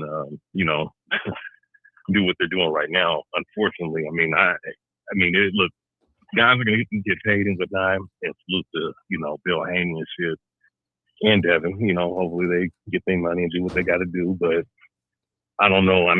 I'll just say this: like the future, if you've seen what they've done with the UFC, with a lot of their fighters and whatnot right now, like it may not. It might be good for right now, but I don't know. I just see I don't see nothing positive coming out of this shit. Yeah, well, it is what it is. Well, hey man, shout out to Brian, man. Boston and Storm, salute, brother. Some people are optimistic and some people are pessimistic. Me, I'm the type of guy, I look at the glass being half full versus half empty. I'm an optimistic guy. You get what I'm saying? And as I said before, I don't have any emotional attachment to the sport of boxing like that anymore. I'm done. So I'm going to enjoy the ride whichever way the pendulum swings. You dig? I'm going to enjoy the ride either way it go. And if there's some fighters that can go out there and get their money, get your money, man. I ain't tripping. You know what I mean? It is what it is. How it go down? Because I'm not a part of the decision making. I know what's here now. As I said before, influencer boxing fans, streamer boxing fans, celebrity boxing fans. That's what's here. That's 85% of the boxing fan base in America. It's about popularity. It's about who got the followers. Who on, you know what I mean? That's what it's about. That's what's here. The traditional old school boxing fan, you're done. People like myself, we done. That's over with. I ain't got no problem with that. Listen, as I said before, shout out to Boxing the Storm. What you say, fam? You say that the boxing is more confusing and this and that with Zuffa and all that stuff there. Guess what? The hottest name in boxing right now is not Shakur Stevenson. It's not Devin Haney. It's not Boots Ennis. It's not Xander Zayas. It's not Baron Rodriguez. It's not there's not an American fighter, your favorite fighter, no matter where that nigga from that's currently boxing right now, you ain't hotter than AB right now. True. Agent Broner hotter than any nigga right now. Ain't nothing hotter than AB right now. The data shows that. You's a hell of a fighter, but you ain't got no emotion on the line. So you got people in your city that screaming and hollering, shaking their pom-poms, but you ain't popping. I'm just being honest with you, fam. So it's AB. Guess what? AB don't even fight no more. He's an alcoholic. He's streaming. His name on Tasha K talking about Adrian Broner. They ain't talking about these other niggas. The Breakfast Club. Hassan Campbell. Boss Talk Radio. Urban Politicians TV. What's my main man name? What's my man? I forgot my main man name. Dude out of Compton. I forgot his name. All the major big urban podcasts and hip hop blogs, all of them talk about AB. They ain't talk about none of these niggas y'all be arguing about. True. And those are the facts. I want to thank the whole hood who came out here. I love y'all. I did this for the hood. Y'all know I beat that boy. Yeah, man, it is what it is, man. I'm going to give everybody a shout out right after these messages.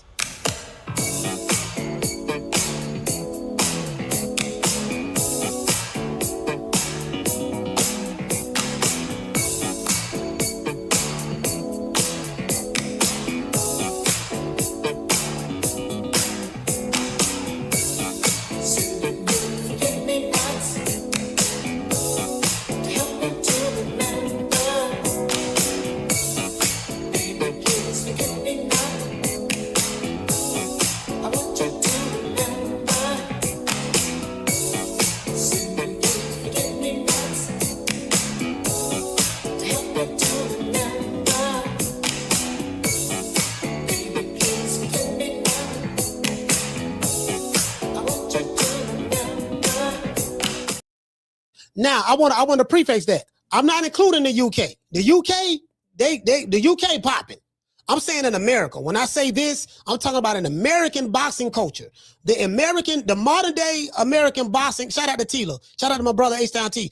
I'm saying the American. See, things have changed. When we was younger, and even in the 90s and stuff like that, America had a boxing culture. That Mike Tyson era, boxing culture.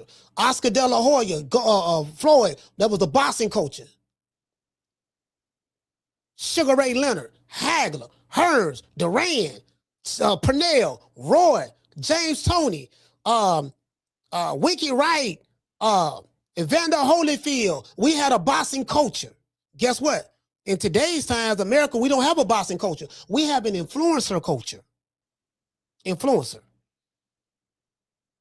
That's what's here. Carla, what's your name? Where you calling from? Game Bred Boxing. What your name is? Game Bred Boxing, coach. Game Bred Boxing. Where you calling from? Virginia. Virginia. You the last call. Talk to me. Yeah, I just wanted to say, Bill got to get away from the LDBC, bro. 100%.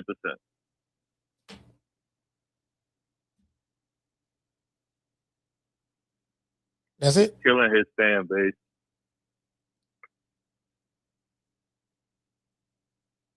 All right, so you say Bill got to get away from LDBC and he's killing his fan base. That's all you have? All right. Yeah, that's Lord have mercy. Yeah, anyways, shout out to Tila. Shout out to Aquila. G5 from the Bronx. Shout out to Alan Maddox. Game Bred Boxing. Game Bred. I see you. Shout out to Game Bred Boxing. That was a strange call, but you just pause this and that, but that's okay. Shout out to give a shout out to the callers. Shout out to G5. Mitchell from the Shy. Boxing historian. Shout out to the lovely Aquila. Shout out to Tony Montana. Who else we got? Shout out to my main man Schoolo. Poncho. We got Tony Montana. Shout out to Clinton. Shout out to Mr. Borey. Shout out to Curtis. Shout out to Curtis Robinson. Shout out to Curtis Ross. Shout out to T. H-Town stand up. The lovely Tila. Shout out to who else we got in this building, man? Shout out to the Natural. The Natural. Shout out to shout out to my main man Bruce Gas. Donnie. Let's see, I'll try to get everybody I can. Shout out to the Natural. Shout out to I'm starting to see some of the same names. I ain't seeing no new names. I'm saying the same name. I guess I'm saying the same names over and over and over in the chat. So shout out to my main man Schoolo. Brass Garage. Let's see. Like I said before, boy, what they say behind the avatar, when they see you, they shaking hands and taking pictures. I hate that motherfucker. I can't stand that. It be a motherfucker that be threatening, saying all kind of shit in the chat behind the avatar. And when they see that same fighter or see him somewhere, whatever the case may be, oh man, what's up, man? Goddamn, I'm a big fan. Let me take a picture. You know. Facts, because it don't really be that. It's just some YouTube shit. That's all it be. That's all. Shout out to Mr. Cook. Let's see. Oh yeah, my man. I said G5. The Bronx stand up, man. Hey, G5. Oh, never mind. You already corrected that for me. Cause I was saying, man, I'm gonna need you. Hold on, G5. I got something to show you, dog. Boy, I got something to show you, G5. Listen, my dog, the Puerto Rican assassin. Matter of fact, we're gonna talk about the Puerto Rican. I'll bring that up later. The Puerto Rican assassin doing his thing, dog. We going on tour, G5. Shout out to Jamie from New York. We going on tour. The Puerto Rican assassin is going on tour. You see what I'm saying? Shout out to the Cardenas. Hey, salute to you, fam. I'm going on tour with the Puerto Rican assassin. I'm telling y'all right now. You know what I mean? Me and the Puerto Ricans. Hey, me and the Puerto Ricans, we going on tour. I felt like a Puerto Rican in this hair. I felt Puerto Rican. Y'all know I love me some Puerto Rican. I felt Puerto Rican in this. Rican. If you're feeling Puerto Rican, let me know. Shout out to Round One. And what else I got? Guess I'm starting to see some of the same. Shout out to Dr. Boxing. Cool boy Curry. And everyone else I may have forgotten because I'm saying the same names. You know my motto, don't meet me there, beat me there. Peace. Much love to the family, man. Man, I'm out of here, bro. Let's go. Man, I'm out of here, bro. Let's go.